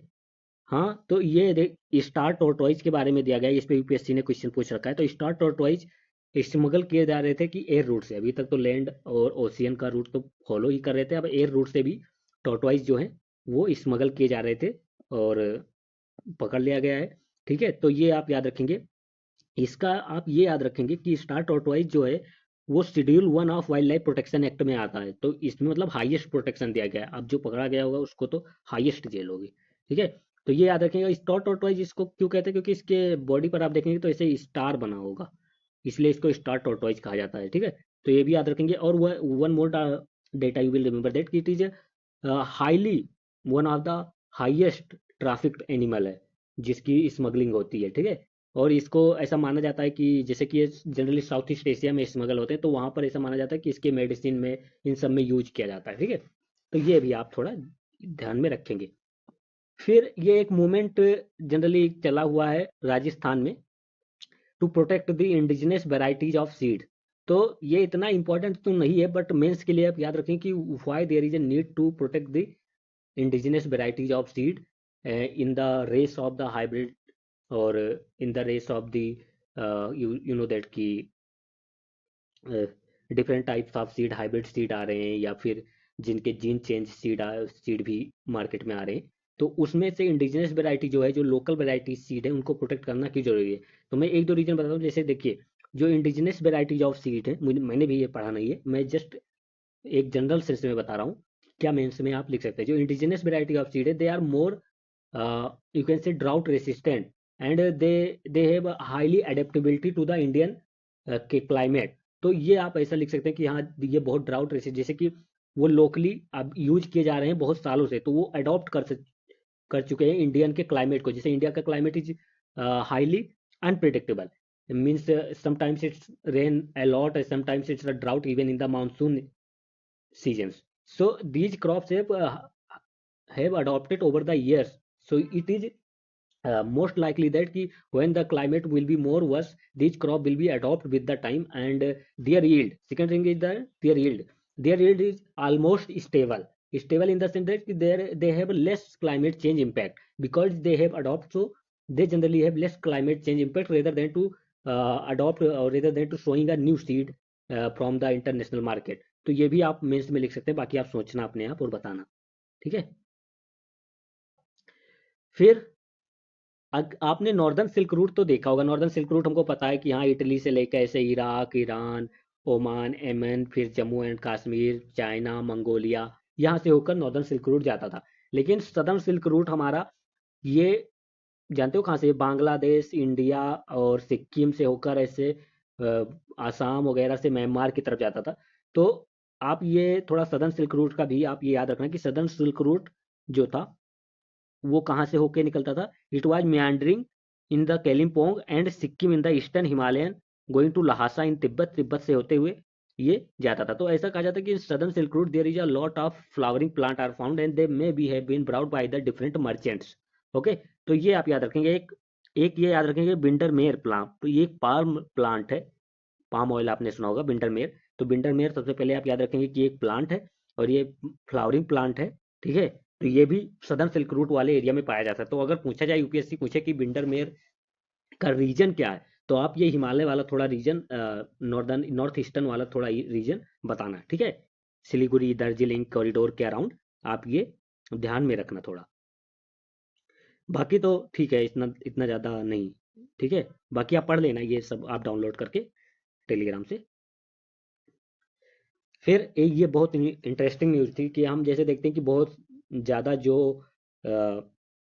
एग्जोटिक स्पीसीज होती हैं या फिर जो इन्वेजिव स्पीसीज होती हैं, they creating the threat to the indigenous species. Okay, तो साइंटिस्ट ने जो मतलब रिसेंटली यूज किया है ये सतपुड़ा डैम के नियर में मध्य प्रदेश में, कि जो एग्जोटिक प्लांट था, जो इन्वेजिव स्पीसीज था, उसको एक एग्जोटिक इंसेक्ट के द्वारा एलिमिनेट कर दिया गया। मतलब इन्वेजिव स्पीसीज को इन्वेजिव स्पीसीज से खत्म कर देना और जो एरिया है उसको क्लियर कर दिया गया। तो अभी दोनों एग्जोटिक स्पीसीज का, जैसे जो एग्जोटिक स्पीसीज चाइनीज झल्लार है, चाइनीज झल्लार का काम क्या है कि जो जिस भी रिजर्वायर में जाता है, जिस भी पॉन्ड में जाता है, वो पूरी तरह से कवर कर लेता है, and the fishes and the aquatic animal have suffocation and they dies generally. तो scientist what they have did that कि they use the they use the exotic beetles, okay, to one insect, they use this insect to clear the or to eat the Chinese jhalar and the water have cleaned। तो ये आप याद रखेंगे। तो an exotic beetle released into a vast water reservoir in Beetle district has successfully eradicated invasive weed called the साल्वेनिया मोलेस्टा या Chinese झल्लार, इसी का नाम है। तो चाइनीज झल्लार was mention in the news, तो it was a invasive species. Okay, तो वही यहाँ पर ये दिया हुआ है, साल्विना मोलेस्टा, जो कि चाइनीज झल्लार जनरली लोग वहाँ पर कहते हैं। वो डेट्रीमेंटल होता है, एक एक्वेटिक फर्न है जो डेट्रीमेंटल होता है रिजर्वायर के वाटर के लिए, वहाँ की स्पीसीज के लिए। तो उसको खत्म करने के लिए एक एग्जीक्यूटिव बीटल का यूज किया गया, एक इंसेक्ट का यूज किया गया जी। ओके, और उस इंसेक्ट ने पूरा उसको कंप्लीटली, यहाँ पर आप देख लीजिए, कंप्लीटली एलिमिनेट कर दिया। ये बहुत बड़ी बात है कि कंप्लीटली एलिमिनेट द चाइनीज झल्लार इन 18 मंथ। मतलब टाइम लेता है। अगर यूपीएससी कहे कि सडनली या फिर इन फ्यू डेज, तो not in few days, it takes time but it do the work efficiently. Okay, तो ये आप याद रखेंगे। अच्छा, जो वो इंसेक्ट है उसका नाम आप ये अगर याद कर लो तो याद करना, काइटा, ये लिखा है क्राइटोबोगस साल्विनिया या ब्राजीलियन बायो एजेंट है था, जो कि यूज किया गया था इंसेक्ट तो खत्म चाइनीज झल्लार को खत्म करने के लिए। एक प्रोजेक्ट न्यूज में है, ब्रिज ज्योग्राफिया। ये प्रोजेक्ट आप एक ही लाइन में याद रखना कि ब्रिज ज्योग्राफिया is the project to promote the water governance in the inter और trans boundary river. Trans boundary river means जैसे इंडस हो गया, तो दी ब्रह्मपुत्र हो गया, these are the trans boundary flowing through the multiple nations. Okay, so इनके water governance और cooperation promote करने के लिए ब्रिज ज्योग्राफिया प्रोजेक्ट चलाया गया। किसके द्वारा? तो वर्ल्ड बैंक वगैरह नहीं है, याद रखना, इट इज स्विस एजेंसी है, डेवलपमेंट कोऑपरेशन एजेंसी, उसके द्वारा ये इसको लाया गया है। और आयुसीएन, ये बहुत इंपॉर्टेंट है कि आयुसीएन एक डायलॉग फैसिलिटेटर है इन दोनों के बीच में, ठीक है, दोनों कंट्री के बीच में डायलॉग पार्टनर के रूप में काम करेगा। तो ब्रिज 5 या ब्रिज ज्योग्राफिया जब भी कहे तो आप उसके बारे में याद रखना, और वो आप देख लेना अपने अकॉर्डिंग, ठीक है, भूलना मत। बाकी मैं उतना ही एक्सपेक्ट करता हूँ आपसे याद रखने, लेकिन अगर आपको कंटेंट की कमी है तो याद रखना, इसके 5 पिलर्स हैं। एक है demonstration, learning, dialogue, leadership and advice and support. बाकी आप ये पढ़ लेना डाउनलोड करके अगर आपको कम लगता हो, ठीक है। ठीक है, फिर वल्चर स्पीसीज के बारे में बात करते हैं। वल्चर हम जानते हैं कि how much they have important for the environment, for the food chain. They generally feed on the wastage and they are the carnivore specially. Okay, so they are very important for the food chain of India. Okay, तो India में अगर बात करें specially, तो India में 4 species of vulture पाए जाते हैं, जिसमें मैं आपको बताता हूँ कौन कौन से हैं। आप थोड़ा इसमें ध्यान रखना कि हाँ, जो मैं बताऊंगा इसमें है the white rumped vulture, the long billed vulture, the Asian king vulture. These three vulture are the resident to the landscape. But जो फोर्थ वल्चर है, इजिप्शियन वल्चर, वो माइग्रेटरी है। तो ये याद रखना कि सब माइग्रेटरी नहीं है, केवल इजिप्शियन वल्चर 4 में माइग्रेटरी, और दीज 3 आर द लैंडस्केप, और दे आर जनरली मतलब एक लोकल एरिया में ही रहते हैं, ठीक है। वल्चर के थ्रेट की बात करें तो सबको पता है कि जो फार्मास्यूटिकल और जो केटल में जो दवा दी जाती है, स्पेशली NSAID, डाइक्लोफेनाक, वो उनके जो डाइजेस्टिव सिस्टम ऑफ वल्चर को खत्म कर देता है। क्योंकि देखो, केटल में दवा वो दिया, तो वो जब कैटल मरा तो वल्चर उस पे फीड करने आएंगे और वो दवा इनमें ट्रांसफर हो जाएगी, तो वो बहुत ज़्यादा हार्मफुल होती है, जिसका ये आप याद रखें, NSAID, निषेध के जितने भी ग्रुप ऑफ मेडिकोस हैं वो सब कुछ हार्मफुल हैं वल्चर्स के लिए, सच एज कुछ का आप और याद रखेंगे, जैसे ketoprofen, aceclofenac and nimesulides, these all are available, मतलब ये बैन नहीं हुए। डाइक्लोफिनॉक तो बैन हो गया है, मतलब उसको गवर्नमेंट ने बैन कर दिया, तो वो अब यूज नहीं किया जाता कैटल में, बट ये अभी बैन नहीं हुए, और बट ये भी बहुत हार्मफुल है वल्चर्स के लिए, इसलिए वल्चर के लिए बहुत ज़्यादा थ्रेट अभी भी है, ठीक है। तो आप याद रखना, मैंने कहा था जो डाइक्लोफेनाक होता है harmful non steroidal anti inflammatory drugs होता है, जो कि बहुत ज़्यादा वल्चर पॉपुलेशन के लिए जो डिक्रीज हो रही है वल्चर पॉपुलेशन, उसके लिए बहुत ज़्यादा यही रीजन है, ठीक है। तो ये आप पता रखेंगे, तो मैंने जितने जितने ड्रग बताए वो याद रखेंगे, कौन सा बैन हुआ है, कौन सा अभी भी है वो भी याद रखेंगे, इतना ही जरूरी है, ओके। फिर एक ये न्यूज आई है, अगर आपको नहीं पता तो मैं इसको सिंपल टर्म में बताऊंगा, क्योंकि मुझे ऐसा लगता है कि ये एक स्टेटमेंट वे में पूछेंगे, तो वहां पर आपको, जो एनिमल्स ऑन आइसलैंड होते हैं, आइसलैंड मतलब जो ऐसा आइसलैंड है चारों तरफ वाटर है, ऐसे ओशियनिक आइसलैंड जो होते हैं, और ओशियनिक लैंड्स जो होते हैं कह सकते हो आप, तो एनिमल्स ऑन आइसलैंड जो है उनको बहुत ज़्यादा रिस्क है एक्सटिंक्शन की, rather than the in comparison to lands. Why? इसमें क्या रीजन लिखा है, वार्म ब्लड एनिमल या कुछ भी एनिमल, वो छोड़ते हैं, एक जनरल थीम्स में जो इसका मेन पॉइंट है वो समझते हैं। जो एनिमल्स होते हैं आइसलैंड पे, they are generally not as much resistance as on the land. तो यह जो आइसलैंड के एनिमल होते हैं वो बहुत आइसोलेट होते हैं, उन पर जो ह्यूमन एक्टिविटीज का इम्पैक्ट होता है वो नहीं होता, उन पे क्लाइमेट चेंज का भी इम्पैक्ट कम होता है, और पोल्यूशन का इम्पैक्ट भी कम होता है, बायोलॉजिकल मैग्निफिकेशन का भी बहुत कम इम्पैक्ट होता है, तो इसलिए वो कम रेसिस्टेंसी होती है उनके अंदर, उनका इम्यूनी सिस्टम बहुत कम होता है आइसलैंड के एनिमल्स को या आइसलैंड के ऑर्गेनिज्म पे। तो थोड़ा भी जैसे उसमें चेंज आता है, जैसे ह्यूमन एक्टिविटीज वहाँ पर होती हैं, पोल्यूशन होता है वहाँ पर पॉलीथीन जाती है, तो उनके हेल्थ में बहुत ज़्यादा चेंज हो जाता है, because this is new for them. But but for the land based, जैसे कॉन्टिनेंट बेस्ड जो एनिमल्स होते हैं, जो ऑर्गेनिज्म होते हैं, वो उनके अंदर एक रेसिस्टिव और रेजिस्टेंट आ गया है इन सब चीज़ों के लिए। तो इसीलिए आइसलैंड में अब लोग जा रहे हैं, और ये बहुत ज़्यादा ग्रेटर रिस्क, और या क्लाइमेट चेंज की बात करें तो वो इतना ज़्यादा रेजिस्टेंस नहीं है, और इसका बहुत ज़्यादा इम्पैक्ट इसलिए उन पर पड़ता है in comparison to the land, okay. और एक बात आप याद रखेंगे कि जो आइसलैंड के होते हैं, आइसलैंड एनिमल होते हैं, they have slower metabolism, okay, और it also increase the risk of extinction, जिसमें ज़्यादा मेटाबॉलिज्म होगा उसमें मतलब climate change and all other activities which are hampering, उसको कम करने की बहुत ज़्यादा इफिशियंसी होती है। बट जब स्लोअर मेटाबॉलिज्म इनमें होता है, तो उनकी एक्सटिंक्शन की रिस्क और उनके हेल्थ खराब होने की रिस्क बढ़ जाती है, तो ये भी आप याद रखेंगे, ठीक है। और जो आइसलैंड के एनिमल्स होते हैं उनको बहुत कम एनर्जी चाहिए होता है डे टू डे फंक्शनिंग के लिए, रिप्रोड्यूस के लिए, और वो बहुत स्लोली, ओके, और उनका लाइफ स्पेन जो होता है बहुत ज़्यादा होता है in comparison to the lands. तो ये सब आप याद रखेंगे कि उनको एनर्जी भी कम लगती है, जो लैंड पे जो बेस्ड या कॉन्टिनेंट बेस्ड जो एनिमल्स हैं उनको तो बहुत ज़्यादा एनर्जी चाहिए, क्योंकि उनके अंदर रेजिस्टेंस तो आ गया है, फिर भी उनको डेली इन सब चीज़ों से लड़ना पड़ता है। तो ये आप याद रखेंगे, मेंस में भी आप ये लिख सकते हैं, जब कोई आइसलैंड या फिर बायोडाइवर्सिटी कंजर्वेशन की बात हो, तो एक नया पॉइंट है, आप लिख सकते हैं इसको, ठीक है। बाकी आप ये पढ़ लेना। अच्छा, ये मैजिक मशरूम के बारे में वैसे भी यूपीएससी ने पूछ रखा है पहले भी, तो ये फिर से आ गया, तो इसको हम अच्छे से देखें। कहता है कि what happens to your brain when you consume magic mushroom. तो मैं इसको एक सिंपल वे में समझाता हूँ। मैजिक मशरूम में जो है वो साइलोबिन होता है, okay.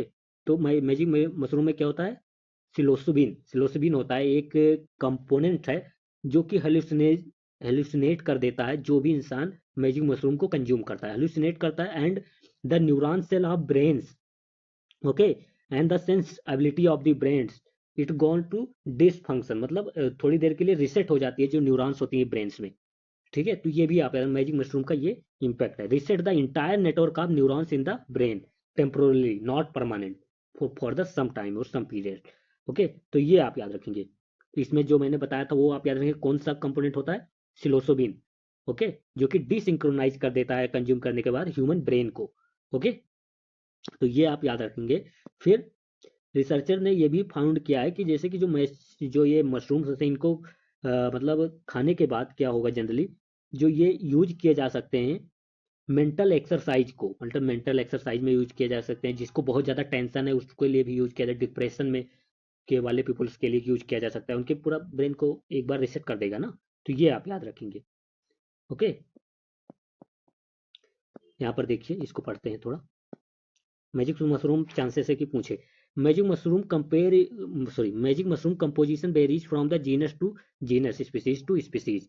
Okay, principal component is psilocybin होता है इसका, मतलब सभी मैजिक मशरूम में जो ये सिलोसिबिन होता है वो पाया ही जाता है। ओके, तो so converted into psilocin to produce psycho active effect. Psycho active effect मतलब वही न्यूरल ब्रेन को रीसेट करना। ठीक है,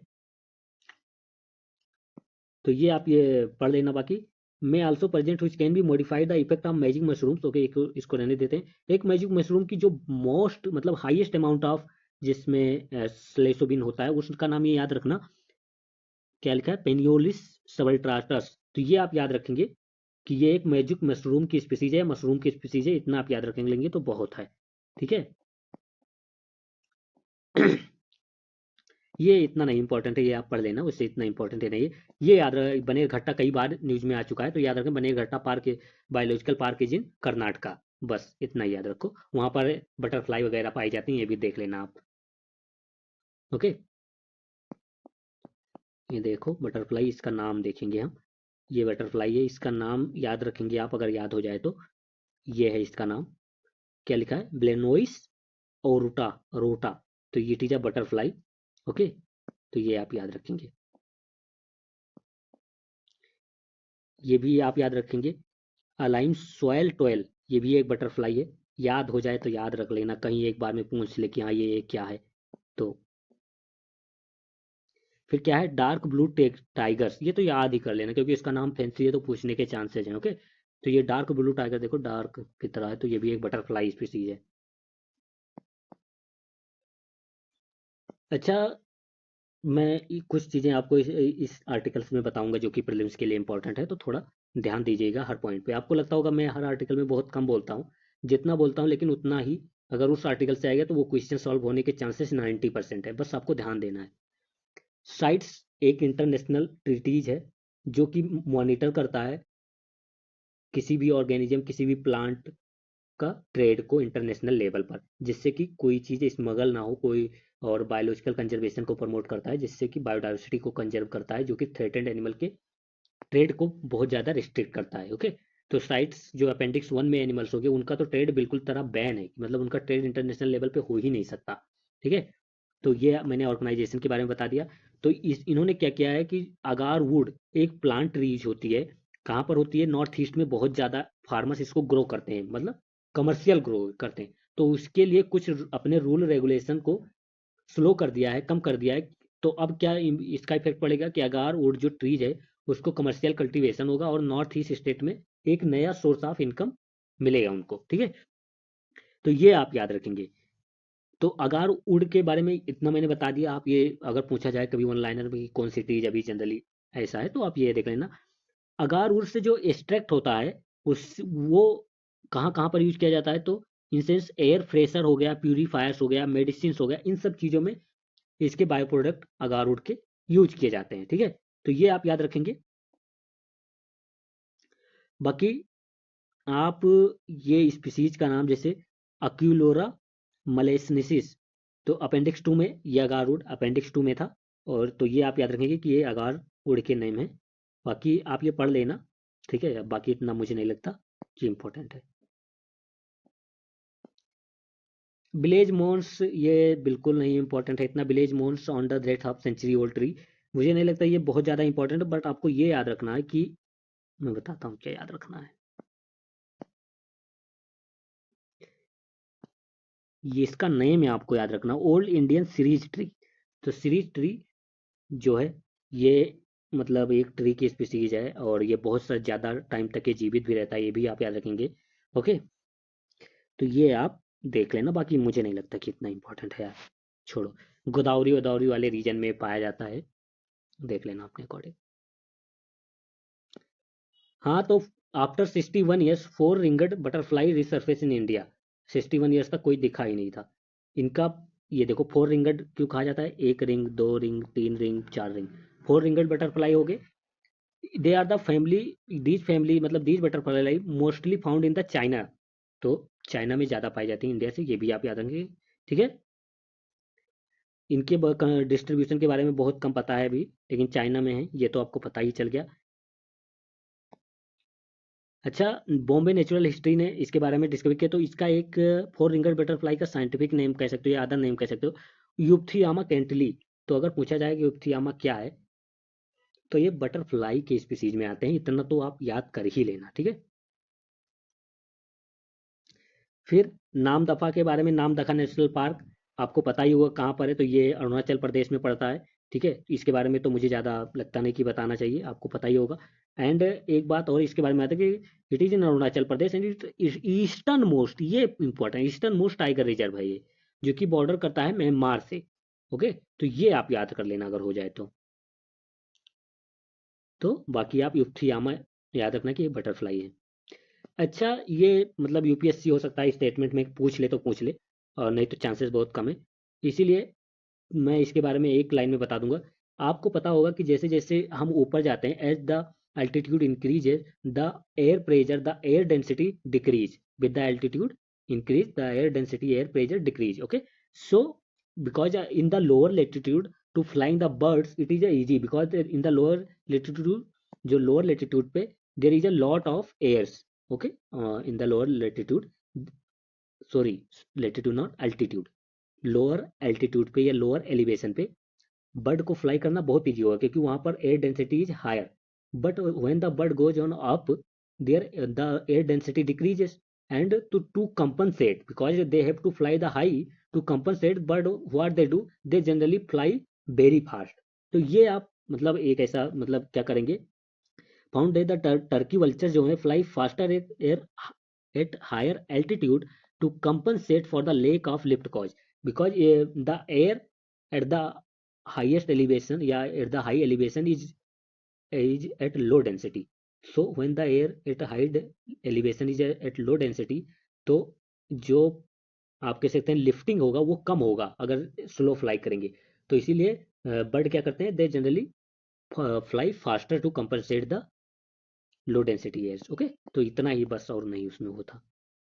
टर्की वल्चर्स का ये नाम आप अगर याद कर लो तो याद कर लो, नहीं तो कैथेरटस औरा। मैं क्या कहूंगा कि याद कर लो कि ये इंडिया में जनरली नहीं होता है। ठीक है, नीलकुंजी जो कि हमारे नीलगिरी हिल्स के, नील से आप समझ भी सकते हैं, नीलगिरी हिल्स के अराउंड और कर्नाटका में 16 ग्रासलैंड, जो 16 ग्रासलैंड कौन से होते हैं, ये माउंटेन ग्रासलैंड होते हैं, माउंटेन के हाई एलिवेशन पे ये जनरली पाए जाते हैं, बिल्कुल हाई नहीं, बिटवीन में। ठीक है, तो ये ग्रासलैंड एरिया है, तो ग्रासलैंड एरिया श्रब्स होते हैं, और ये 12 ईयर्स में एक बार ब्लूसम करते हैं, एक बार ये फ्लावरिंग देते हैं। ठीक है, तो इनको थ्रेटेंड स्पीसीज ऑफ आईयूसीएन में इंक्लूड कर लिया गया है। ये एक इंपॉर्टेंट लिस्ट है। ठीक है, न्यूज है।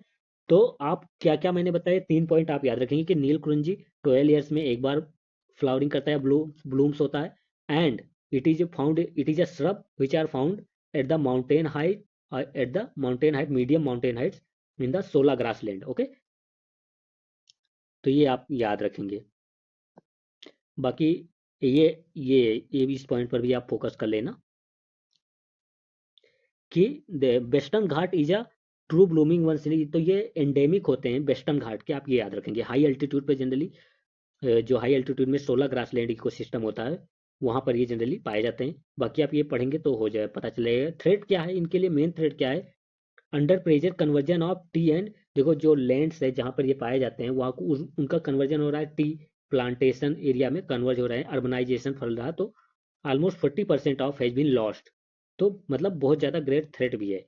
और कुछ इन्वेजिव जो स्पीसीज हैं, जैसे यूकेलिप्टस हो गया, ब्लैक वाटल्स हो गए, ये इन्वेजिव स्पीसीज जब ये ग्रो हो जाते हैं तो भी बहुत ज़्यादा वहाँ पर उनको नुकसान देते हैं। ठीक है, कलार डांस, सॉरी, क्लार जो डांसिंग फ्रॉग है found in the Ranni forest division, Ranni forest division is in Palakkad Kerala. ठीक है, तो रन्नी फॉरेस्ट डिवीजन आप याद रखेंगे केरला में पाया जाता है, वहां पर डांसिंग फ्रॉग भी डिस्कवर हुआ है। ठीक है, ये देख लो, ये डांसिंग फ्रॉग। अच्छा, ये न्यूज इतना ज़्यादा नहीं है, मैं ये कहूँगा कि याक्स कहाँ कहाँ पर पाए जाते हैं, पहले ये आप याद रखना। ठीक है, तो याक की जो टेरेटरीज है वो जनरली ईस्टर्न हिमालयाज, लद्दाख, ठीक है, चाइना, तो दीज एरिया जहाँ पर याक पाए जाते हैं। तो न्यूज ये क्या है, मैं थोड़े मतलब शॉर्ट में बता देता हूँ। कुछ चाइनीज याक्स जो हैं वो इंडियन टेरिटरी में आ गए हैं, और इंडिया के वहाँ के विलेजर्स जो हैं उनको पकड़ लिए हैं। ठीक है, तो यही न्यूज़ थी, बाकी मुझे नहीं लगता कि इतना ज़्यादा।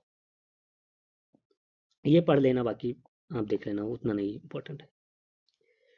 ये तो मैंने बता दिया था कि ब्राजीलियन इंसेक्ट जो था, मैंने उसी में बायो एजेंट बताया था आपको, कि कैसे उन्होंने जो क्राइटोबोगस साल्विनिया, ये ब्राजीलियन इंसेक्ट का नाम है, कैसे इसने जो चाइनीज झल्लार है, चाइनीज झल्लार एक क्या है, इन्वेजिव स्पीसीज है जो कि रिजर्वायर में पाई जाती है, ओवरटेक कर लेती है रिजर्वायर को, और उसके वहाँ पर जो स्पीसीज होती है उनको बहुत ज़्यादा डेट्रीमेंटल इफेक्ट होता है, उसको इसने खत्म कर दिया। मैंने आपको ये बताया था, याद हो नहीं हो तो फिर से देख लेना। ये न्यूज़ आप खुद पढ़ लेना, इतना इंपॉर्टेंट मुझे नहीं लगा।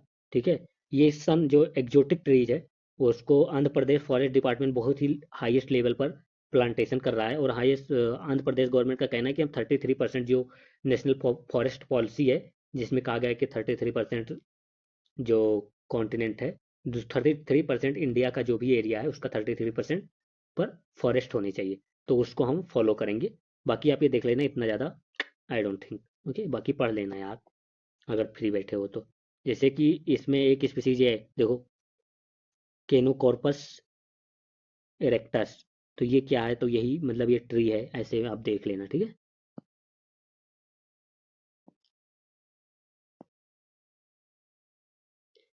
ओके। सो यहाँ पर एक स्पीसीज आप स्पाइडर का नेम यहाँ पर याद रखेंगे, फायर फ्लाइज का name. Fire fly of the species is the Abscondita terminalis. तो ये आप याद रखें कि ये फायर फ्लाई स्पीसीज है। ठीक है, बाकी आप ये पढ़ लेना खुद से। देखो, ये है इलोंगेटेड टॉर्टोइज, ये क्रिटिकली इंडेंजर्ड है, पहले ये याद रखें, क्रिटिकली इंडेंजर्ड है, इलोंगेटेड टॉर्टोइज है, और ये अरावली हिल्स, ये रीजन आपको बता दिया मैंने। तो 3 point, elongated tortoise spotted in Aravalli hills, it is a critically endangered, 3 point यहीं से आपको पता हो गया। ठीक है, इसके अदर नेम भी है, जैसे इंडोस्टो एलेंगोटा, इलोंगेटा कहा जाता है। याद हो जाए तो याद हो जाए, नहीं तो इलोंगेटेड टॉर्टोइज ही बहुत है। जो ये टॉर्टोइज है मीडियम साइज है, मतलब अगर यूपीएससी के teacher large size of tortoise तो नहीं। ओके, येलोइश कलर होता है। ठीक है, ये आप याद रखेंगे। It has on it's nostril a pink ring, देखो ये पिंक रिंग आपको कहीं कहीं से दिखता हो, तो इसके पिंक रिंग होता है, ये यहाँ पर भी देख सकते। तो ये भी आप पूछता है यूपीएससी, भाई बहुत डीप जाता है कभी कभी। तो मेच्योर स्पीसीज ऑफ मतलब एलोंगेटेड टॉर्टोइज के जो होते हैं, species of both sexes male and female develop distinct pinkish colouration surrounding the nostrils and I during the season. तो ये माउथ का जो सीजन होता है इसमें मतलब पिंकिश कलर दोनों में आता है, ये भी आप याद रखेंगे। The tortoise found in the sal deciduous and hilly evergreen forest is distributed south east Asia में, नॉर्दर्न में, ये सब आप याद रखेंगे। नेपाल, भूटान, मतलब कहीं इंडेमिक है तो आप थोड़ा समझ लेना कि इंडेमिक इंडिया में नहीं है। ठीक है, नई स्पाइडर स्पीसीज डिस्कवर हुई है तमिलनाडु में, तो पहले आप ये याद रखेंगे कि तमिलनाडु में ही प्लानी हिल्स है। ठीक है, तो उस स्पाइडर स्पीसीज का नाम क्या होगा, केरिथोटस पायरपस, ये याद रखना। बाकी यहाँ पर देख सकते हो, केरहोटस पेपर पाइप्रस, तो ये क्या है, एक स्पाइडर स्पीसीज है। ओके, तमिलनाडु में प्लानी हिल्स में, मैंने जो बताया उतना याद रखना। प्लानी हिल्स पूछे कि यूपीएससी की कहाँ पड़ता है तो बिल्कुल वैसे मत हो जाना। अच्छा, डांसिंग फ्रॉग तो हमने देख ही लिया था केरला में, लेकिन डांसिंग गर्ल जिंजर या डांसिंग लेडी जिंजर स्पीसीज कहाँ पर मिली है, मेघालय में। अच्छा, मैंने आपको थोड़ी देर बाद एक टर्मरिक पर बताया था, वो कहाँ पर मिला था, मणिपुर में, ऐसे याद रखना। New species of turmeric discover in the Manipur. तो दीज प्लांट्स जो होते हैं, जिंजर है तो प्लांट ही होगा, these plants name dancing girl for their unique flowering shape, क्योंकि ये बहुत यूनिक फ्लावरिंग शेप होता है इसलिए इनको ऐसा कहा गया। बाकी ये कहाँ कहाँ इनका रीजन कौन सा है, तो eastern Himalaya and north eastern state में भी ये पाए जाते हैं, डांसिंग लेडी जिंजर को या डांसिंग गर्ल जिंजर को। बाकी आप ये देख लेना, आई डोंट थिंक कि बहुत ज़्यादा वो है, जितना मुझे बताना था बता दिया। India second largest butterfly species found in Madurai. तो मदुरई सबको पता है, तमिलनाडु। बटरफ्लाई कौन से सेकेंड लार्जेस्ट बटरफ्लाई, ये कितना सुंदर है ना, ब्यूटीफुल। तो इसका नेम आप याद रखेंगे सदर्न बर्ड विंग। ये इंडिया की largest second largest butterfly species है, ठीक है, और ये मदुरई में मिली है। ये याद रखें, अगर पूछा जाएगा सदर बर्ड विंग क्या है, तो बर्ड से ये मत लगा देना चिड़िया है या बर्ड से, नहीं, ये बटरफ्लाई है।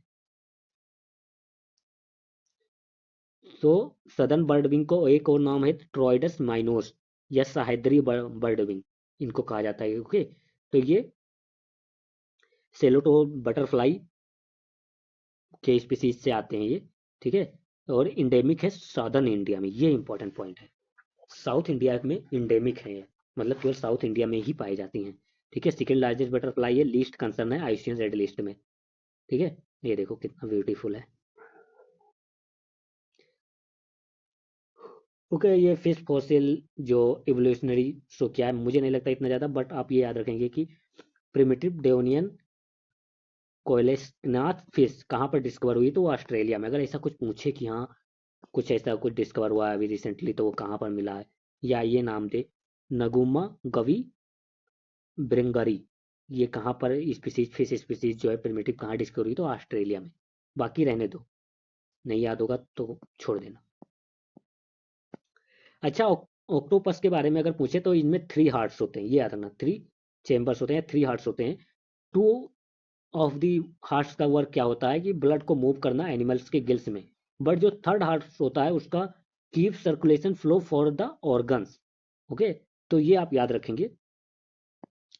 तो इससे क्या होता है, ऑक्टोपस सर्वाइव कर सकता है डीप ओशियन में, ओके, क्योंकि ये इसमें जो सर्कुलेशन फ्लो है उसको ऑर्गन में बनाए रखता है, जो थर्ड हार्ट है, ठीक है।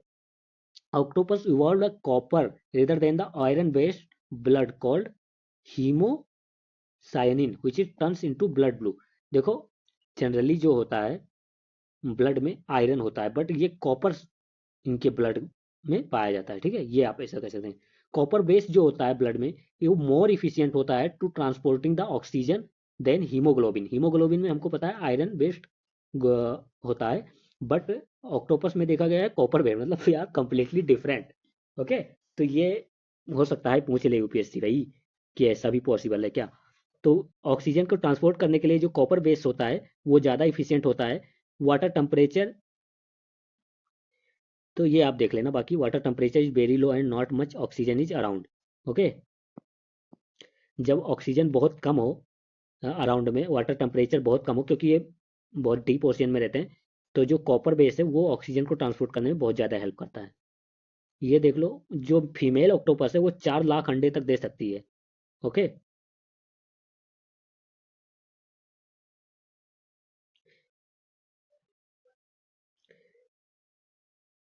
अच्छा, एल्गल जीनोम्स, मैंने आपको एल्गई के बारे में बहुत कुछ बताया है, तो उसके बारे में यहाँ पर कुछ दिया गया है कि एल्गई क्या क्या हो सकता है, एल्गई के बारे में अगर हम जाने तो उससे क्या क्या मैंने एल्गी के बारे में बहुत कुछ बताया अभी तक, क्या क्या इसके बाई प्रोडक्ट से हो सकता है।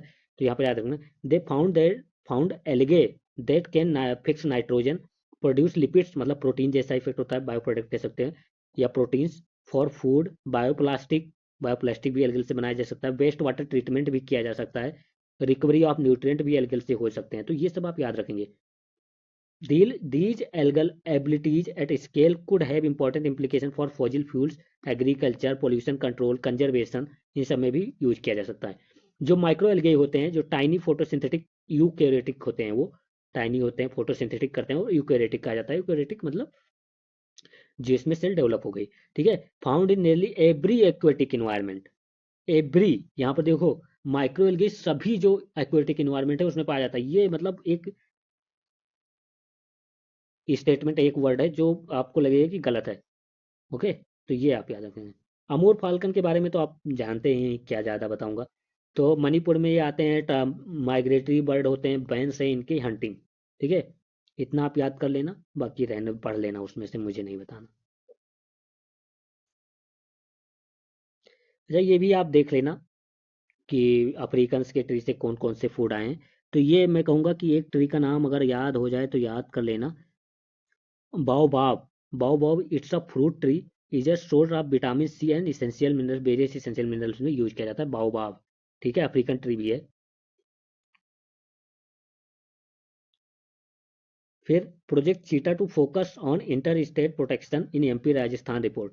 भाई ये पढ़ लेना, इतना ज़्यादा इंपॉर्टेंट। हमको पता है कि प्रोजेक्ट चीता के अंडर हम साउथ अफ्रीका और नामीबिया से चीता लेकर कूनो नेशनल पार्क में ला रहे हैं, ठीक है। और उसका सेकेंड जो नेशनल पार्क है जहाँ पर चीता को हम इंट्रोड्यूस कर सकते हैं, वो मैंने आपको बताया था, गांधी सागर जो नेशनल पार्क है, वहाँ पर भी चीता को इंट्रोड्यूस किया जा सकता है, ठीक है। वहाँ का भी ऐसा हुआ है, तो आप ये याद रखना, हो जाए तो ठीक है, नहीं तो कोई बात नहीं, ये पढ़ लेना बाकी।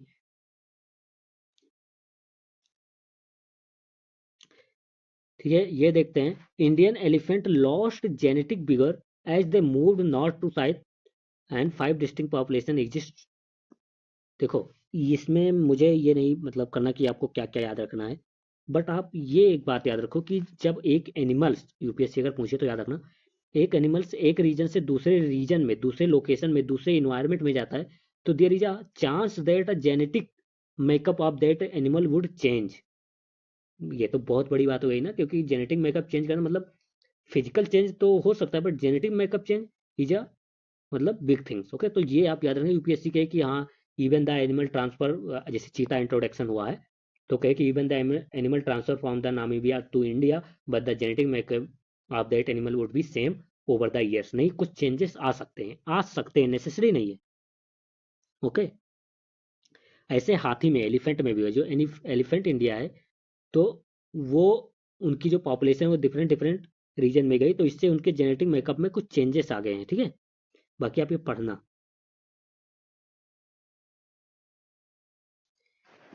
कुछ और भी बातें कर लेते हैं एलिफेंट पे जेनेटिक विगर के जो चेंजेस हुए हैं वो कैसे।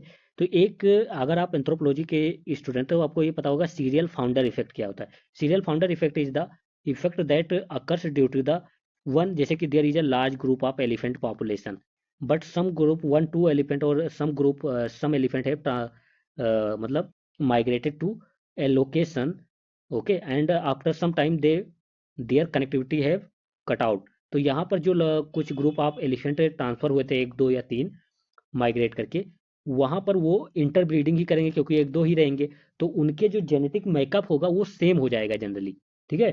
तो उसमें बहुत हाई चांस होगा कि कोई भी डिसीज आए तो वो सारे एलिफेंट में जो रेजिस्टेंट है, जो इम्यून सिस्टम है, वो बहुत कम होगा, ठीक है, क्योंकि उनका जेनेटिक मेकअप जो है वो ओवरऑल जो लोकल पॉपुलेशन या जो पेरेंट पॉपुलेशन है उससे जेनेटिक डाइवर्सिटी, जो फाउंडर इफेक्ट की जो फाउंडर पॉपुलेशन है उसकी बहुत कम होगी, ठीक है। तो इसमें ब्रीडिंग का जो इन ब्रीडिंग का जो प्रॉब्लम है वो आ जाएगा, जिससे ब्रीडिंग डिप्रेशन हो जाता है, ठीक है, जो कि बहुत हार्मफुल वेरिएंस होता है। ओके, तो ये आप याद रखेंगे।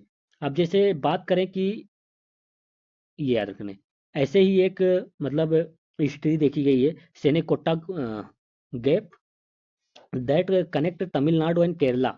सेनेगोट्टा गैप है तमिलनाडु और केरला में कर दो, वहां पर जो एलिफेंट है उसमें लोएस्ट जेनेटिक डाइवर्सिटी देखी गई, मतलब वो किसी भी डिसीज के लिए बहुत ही ईजी है कि वो उनका हेल्थ इंपैक्ट हो जाए, ठीक है। fewer than 150 elephant is potentially the most vulnerable to risk of extinction because they have low genetic diversity। Okay, जो साउथ, अगर सदर्न एलिफेंट पॉपुलेशन की बात करें तो वो कहते हैं कि उनका जेनेटिक डिवाइड क्यों हुआ, क्योंकि पाल घाट जो गैप है is acted as a natural barrier to elephant in the Western Ghats. Okay, तो पाल घाट गैप याद रखेंगे, ये तमिलनाडु और केरला के बीच में है, ठीक है। सेनो का ये भी याद रखेंगे, सेन कोट्टा गैप, ठीक है, तो ये आप याद रखेंगे। बाकी आप ये पढ़ लेना, इतना जितना मैंने बताया उतना ही पूछेंगे यार, अगर इससे आएगा तो। रेयर एंड इंडेंजर्ड हेर्पेटोफाउना, तो फाउना ही है ये, हेर्पेटो। ओके, चल रहा है। कहाँ मिला है, मधुमलाई टाइगर रिजर्व में। ओके, मधुमलाई तमिलनाडु के अराउंड, ठीक है, वहां पर ये मिला है। ये क्या है, एक एम्फीबियंस है, क्रिटिकली इंडेंजर्ड स्पीसीज है जो डिस्कवर हुआ है। ओके, टू स्पीसीज डिस्कवर हुई है, क्रिटिकली इंडेंजर्ड है, एम्फीबियंस है, जिसको अगर आप ये साइंटिफिक नेम या जो भी नेम है उसको याद रख सकते हैं। द इंदिरा नीली नाइट फ्रॉग भी कह सकते हैं आप इसको। बाकी आप ये पढ़ लेना, इतना नहीं जब, ठीक है। कुछ मैं आपको मैंग्रोव की स्पीसीज बताता हूँ, बस उनका नाम थोड़ा आप देख लेना, ये दे याद रखो। एगिसेरस कॉर्निकुलंटम, एविसेनिया मरीना, बर्गेरिया, जिम्नो, राइजा, ये सब ऐसे स्पीसीज हैं जो हायर टेम्परेचर को भी झेल सकते हैं और थ्राइव कर सकते हैं, ग्रो कर सकते हैं। आप कहोगे क्यों बता रहे हो, बहुत इंपॉर्टेंट है भाई ये। जैसे जैसे क्लाइमेट चेंज हो रहा है, we know that the coastal diversity specially the mangroves are going to extinct and they have higher possibility that they will face the threat of extinction or danger because of the climate change, sea level rise। तो उन पे बहुत ज़्यादा impact पड़ता है। तो ये ऐसे स्पीसीज हैं जो हायर क्लाइमेट टेम्परेचर में भी थ्राइव कर सकते हैं। तो ये आप याद रखना थोड़ा, मतलब थोड़ा आइडिया होना चाहिए। जैसे जिम्नो, राइजा, ऐसे याद कर लो, केवल नेम नेम एक एक वर्ड। एगेसेरस हो गया, ऐसे याद रखो। अविसेनिया या मरीना इसमें केवल याद रखो। तो ये सब क्या है, ये सब मैंग्रोव स्पीसीज हैं, ठीक है। ये जो एलिफेंट हैं उनको काउंटिंग भी होती है, वो काउंटिंग कितने में होती है, 5 साल में एक बार। कौन करता है, world life institute of India, WWI, एक ऑटोनोमस बॉडी है, ministry of environment and forest climate change, ये ठीक है, ये है, ठीक है। ये आप याद रखेंगे। तो इसमें ये डाटा आप थोड़ा ध्यान में रखना, ठीक है। ये डाटा क्या कह रहा है, ये डाटा कह रहा है कि सभी एरिया में आप देख सकते हो 20% के अराउंड जो पॉपुलेशन है वो गिर गई है, एलिफेंट की कम हो गई है, ठीक है। तो elephant numbers are decreasing faster rates in central eastern region, western Ghat, Shivalik, और नॉर्थ ईस्ट में अभी डाटा आएगा, वो अभी रिलीज नहीं हुआ है। तो ये एलिफेंट की इतनी नंबर डिक्रीज हुए हैं 20%, बहुत है 5 ईयर्स में। तो ये बहुत इंपॉर्टेंट। तो इस बार एलिफेंट के बारे में सब कुछ पढ़ के जाना, ठीक है। तो ये आप याद रखना और पढ़ के भी जाना एलिफेंट के बारे में जितना हो सके उतना। तो एलिफेंट कैसे काउंट किए जाते हैं उसको अब हम देखते हैं कि how elephant are counted generally. तो मैं एक दो बातें मतलब इसमें बताऊंगा जो आप याद रखेंगे, मेथड। देखो एलिफेंट के नंबर की जो मैंने बताया था कि नंबर डिक्रीज हो गया, उसमें सबसे ज़्यादा वेस्ट बंगाल में जी डिक्रीज हुआ 84% एलिफेंट, फिर झारखंड एंड उड़ीसा, ये याद रखेंगे, ठीक है। और एलिफेंट जो सेंसस है वो एवरी 5 ईयर हो रहा है सिंस 1990 से। अभी तक मैंने जितना पॉइंट बताया है उतना ही याद रखोगे तो बहुत हो जाएगा, ठीक है। तो इनकी जो काउंटिंग होती है, द जो न्यू मेथड यूज किया गया एलिफेंट काउंटिंग के लिए, वो यूज किया based on DNA profiling, okay. तो ये आप याद रखेंगे। ओल्ड मेथड क्या था, इनडायरेक्ट डंग, डंग जो होता है उसका काउंटिंग मेथड था, या सिंपल ब्लॉक काउंट्स था। इन सब मेथड का यूज किया जाता था, ठीक है। बाकी आप वो देख लेना, ये इतना इंपॉर्टेंट नहीं है। बस याद रखना कि जो एक टाइम था जब यूरोप में, जो वेस्टर्न यूरोप है, वहाँ पर बहुत सारे ऑयस्टर्स कोस्ट लाइन पे होते थे, एक रीफ बना कर रहते थे, जो कि अब खत्म हो गया है। तो क्या है, बाकी ऊपर लेना। हाँ, तो एलिफेंट के नंबर डिक्रीज हुए इसलिए उनको याद रखना है, और उस शेड की वाली बात भी है। ये सब बहुत ही मतलब निगेटिव है। तो वैसे वाइल्ड एस जो हैं, जो जंगली गधे हैं, उनकी पॉपुलेशन गुजरात में 26% इंक्रीज हो गई है। ये गधे कहाँ पाए जाते हैं, रन ऑफ कच्छ में, ठीक है। गुजरात के रन ऑफ कच्छ में पाए जाते हैं। और वाइल्ड लाइफ पॉपुलेशन एस्टिमेशन जो 2024 कंडक्ट किया गया गुजरात गवर्नमेंट का, वो बता रहा है कि हाँ इनकी पॉपुलेशन इंक्रीज हुई है, ठीक है। तो बस इतना ही आप याद रखें, ज़्यादा मुझे नहीं लगता कि आपको याद रखने की इसमें ज़्यादा ज़रूरत है। बाकी आप पढ़ लेना। आईसीएन के लिस्ट में कौन से थ्रेटेंड स्पीसीज है, ये थ्रेटेंड स्पीसीज हैं आईसीएन लिस्ट में, आप याद रखेंगे। बाकी आप देख लेना, उसमें जो पढ़ना होगा पढ़ लेना। ग्लोबल बॉडी सस्पेंडेड जू दिल्ली जू membership over welfare of elephant. तो आपको पता ही है क्यों हुआ होगा, क्योंकि एलिफेंट की पॉपुलेशन कितना ड्रामेटिकली डिक्रीज हो रही है। वो तो बहुत ही टेंशन वाली बात है ना, पढ़ लेना बाकी वो। Wild life population, wild life population declined by 73% in 50 years. बताओ, ह्यूमन पॉपुलेशन 73% इंक्रीज हो गई होगी और वाइल्ड लाइफ पॉपुलेशन 73% डिक्रीज हो गई है। आजकल क्या चल रहा है। तो इसमें आप ये याद रखें कि WWF की रिपोर्ट, जो रिपोर्ट में बताऊंगा अभी, वो आप याद कर लेना। जो वर्ल्ड वाइल्ड लाइफ फंड है, वो बाइनियल रिपोर्ट, बाइनियल, पूरा वर्ड पर ध्यान देना, मैं कम ही बता रहा हूँ। बाइनियल रिपोर्ट है, लिविंग प्लानिट रिपोर्ट, वो रिलीज करता है। और उसके अकॉर्डिंग जो 73% पॉपुलेशन जो है ग्लोबल वाइल्ड लाइफ की, वो डिक्रीज हो गई है 50 साल में। एंड उसका रीजन भी इन्होंने बताया कि हैबिटेट लॉस हो गया, डिग्रेडेशन हो गया, and climate change and invasive species. ये चारों याद रखना। क्या है, habitat loss, degradation, impact of climate change and invasive species. ये रीजन है, क्योंकि इनकी मतलब these are the reason why the wild life have decrease. In India the decline of 3 vultures species, white rumped vultures, Indian vultures and slender billed vulture, ये भी बहुत ही fast है और अलार्मिंग है, वर्ल्ड वाइल्ड लाइफ फंड कह रहा है ये, ठीक है। स्पीसीज का रीजन क्या है, फिर वही हैबिटाट लॉस हो गया, ओवर एक्सप्लॉयटेशन हो गया, क्लाइमेट चेंज हो गया, पोल्यूशन हो गया, इन्वेजिव स्पीसीज हो गया, डिसीजेस हो गए। These are the driving factor for the decline of the wild life. Habitat loss was driven by the unsustainable agriculture. तो हैबिटाट लॉस सबसे ज्यादा किसके रीजन से हो रहा है, तो एग्रीकल्चर के रीजन से हो रहा है, माइनिंग के रीजन से हो रहा है, ठीक है। तो ये भी आप मेंस में लिख सकते हैं।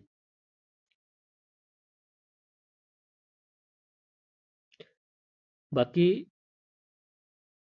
एक क्रेब है, ब्लू ब्लडेड क्रेब, जो उड़ीसा की कोस्ट लाइन पे आया है, तो मुझे नहीं लगता इतना ज़्यादा वो है, बाकी आप ये खुद पढ़ना इतना, ठीक है, इसमें मैं ज़्यादा नहीं बताऊंगा।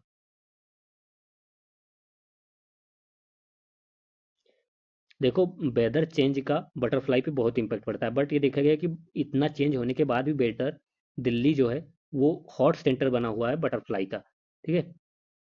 तो इसमें याद क्या करना है, दिल्ली में कितने बटरफ्लाई स्पीसीज पाई जाती हैं, तो 68 बटरफ्लाई स्पीसीज। देखता हूँ, अगर आप कुछ याद करना होगा तो मैं बता दूंगा।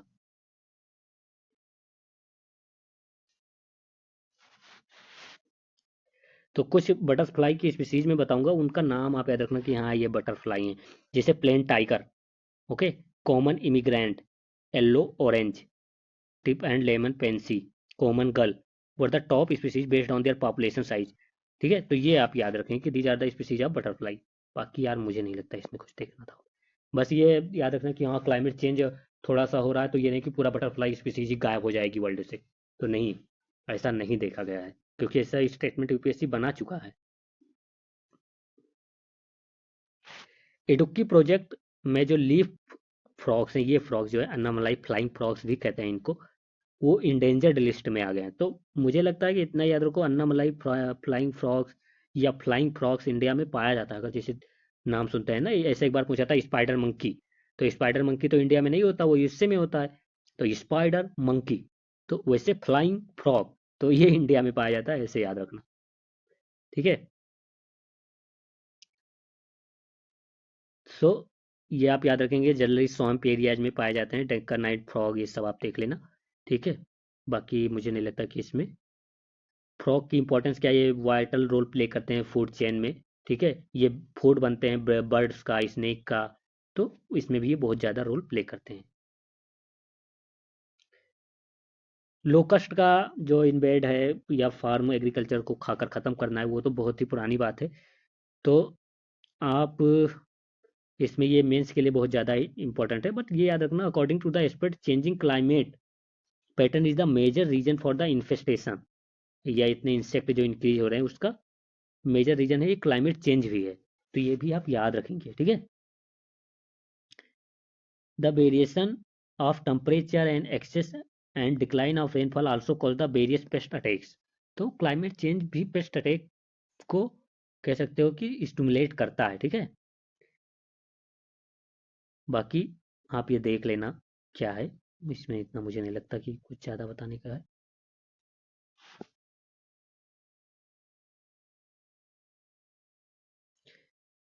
1 मिनट।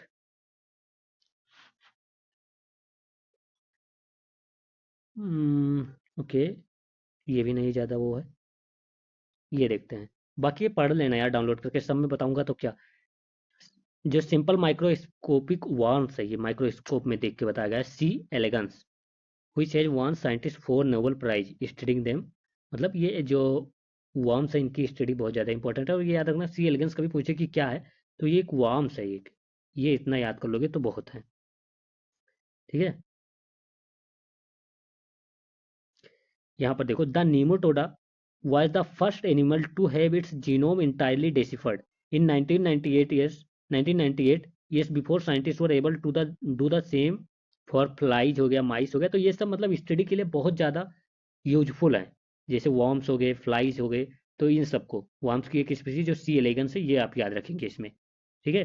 तो इसीलिए बहुत ज़्यादा नोबेल प्राइज इसमें आया हुआ है।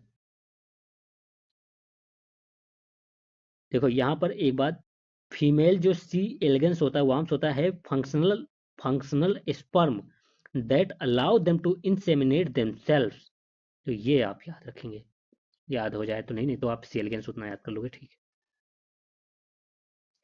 अच्छा, ये देखा गया है कि biodiversity is declining more quickly inside the protected area, मतलब national park, wild life sanctuary, biological park, tiger reserve, elephant reserve, इन सब में देखा गया है कि जो बायोडाइवर्सिटी वहाँ पर बहुत फास्टली डिक्रीज हो रही है area than the outside, in comparison to outside. तो ये आप याद रखना कि ये नेसेसरी नहीं है कि नेशनल पार्क बना दिया, टाइगर रिजर्व बना दिया तो स्पीसीज कंजर्व हो गई, ठीक है। बाकी ये पक्षी का नाम ये देख लीजिए, सुल्फुर क्रेस्टेड कॉकटू। तो ये क्या है, एक पक्षी है, ऑस्ट्रेलिया में जनरली ये पाया जाता है, तो ये आप याद रखेंगे। बाकी मैंने रीजन तो बता दिया कि क्यों इतना ज़्यादा प्रॉब्लम हो रही है, ठीक है, तो वो आप देख लेना। वही क्लाइमेट, फिर डिग्रेडेशन, हैबिटेट लॉस, वही सब रीजन है।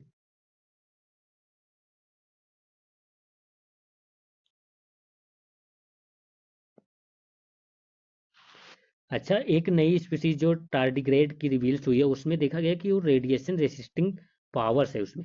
तो रेडिएशन रेसिस्टिंग पावर ये तो बहुत ज़्यादा, ये देखो टार्डिग्रेड क्या है, हम देख सकते हैं। तो ये इसका यूजफुल बहुत बढ़ जाता है फिर ना, जहाँ पर भी रेडिएशन इम्पैक्ट को रोकने के लिए। Knowing the gene responsible for water bears radiation tolerance could lead to diverse application from cancer treatment to space exploration. तो ये याद रखेंगे आप, ये इंपॉर्टेंट हो सकता है, काफ़ी इंपॉर्टेंट हो सकता है एप्लीकेशन के बेसिस पे, ठीक है। कौन सा, देखो, the new species is similar in appearance to the hypsibius tardigrade. Okay, तो ये टार्डिग्रेड मैंने आपको दिखाई दिया। How tardigrade are able to resist high levels of radiation. तो इतना तो आप मतलब ये देख चुके हैं। तो टार्डिग्रेड जो होते हैं वो हाई लेवल्स ऑफ रेडिएशन को विथस्टैंड कर सकते हैं। The species comprise the thousands of genes which becomes more active when exposed to radiation, मतलब इसके जीन मेकअप ही ऐसा कुछ है जो रेडिएशन को एक्सट्रीम कंडीशन में भी देख सकता, मतलब उसको हील कर सकता है। They protect them, they protect the microscopic जो एनिमल्स है DNA from the damage and repair breaks, repair भी कर सकते हैं वो जो इतने थाउजेंड्स वो हैं, ठीक है।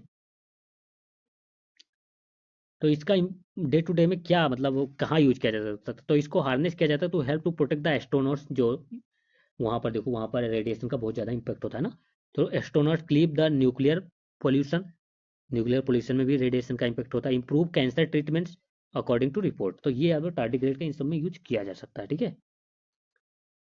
डीएनए रिपोर्ट रिपेयर सिस्टम भी इसमें देखा गया, तो उसमें भी यूज किया जाता है।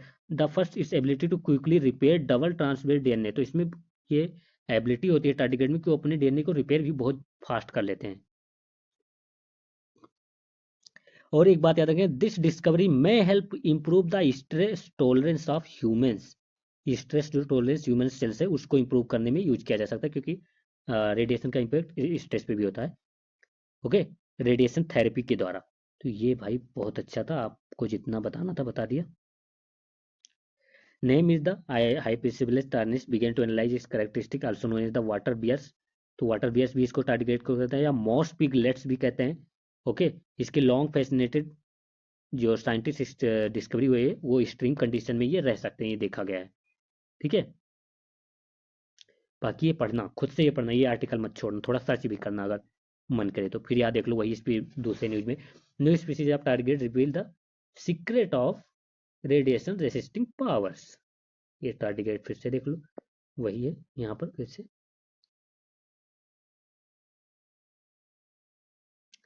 वर्ल्ड वाइड फंड की बात करें तो 73%, मैंने ये पहले ही बता दिया।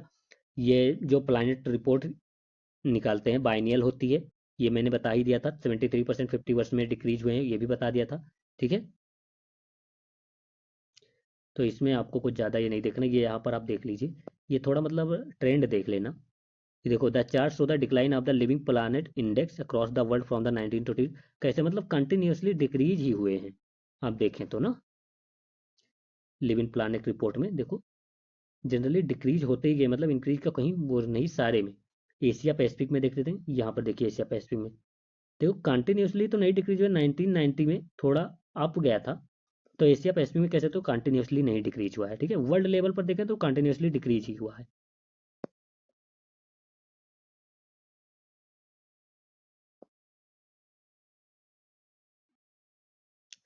ये तिब्बतन वाइल्ड और भाई देख लेना, इतना नहीं, मुझे नहीं लगता पूछेंगे।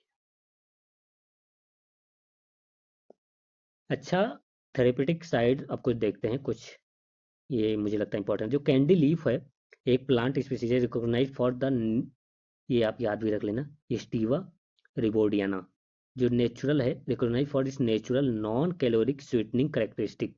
तो इसमें नॉन कैलोरिक जो स्वीटनिंग करेक्टरिस्टिक है वो है, नॉन कैलोरिक है, ये भी याद रखें। थेरेपेटिक प्रॉपर्टीज लाइक डिसीज को ये कंट्रोल का, जैसे endocrine, metabolic, immune system, cardiovascular diseases, because of its function on cellular signalling.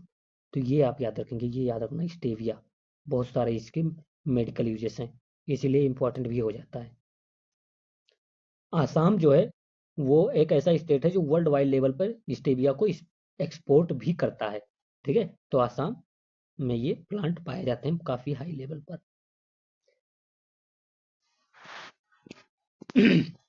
तो मैंने जो बताना था वो बता दिया है उसमें, और इम्यूनी सिस्टम वगैरह आप तो ये बता ही दिया, क्या ही बताना।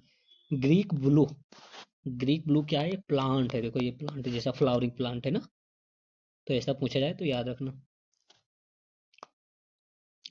जो ग्रीक ब्लू है उसको सेफ्रॉन फ्लावर्स भी कहते हैं, जो कि कोरकोस विलेज या ग्रीस में देखा जा सकता है। तो आप ये याद रखना थोड़ा, ग्रीक ब्लूस वगैरह क्या है, कभी पूछ ले वन लाइनर यार, ठीक है। पेंगुइन के बारे में भाई देख लेना, एम्परर पेंगुइन हमको पता है अंटार्कटिका वाले रीजन में ये बहुत पाए जाते हैं, बट क्योंकि क्लाइमेट चेंज हो रहा है तो उनके जो हाउसेस हैं उनको बहुत ज़्यादा थ्रेट हो गया है पेंगुइन को, और ये एक्सटिंक्ट हो सकते हैं कुछ ईयर्स में,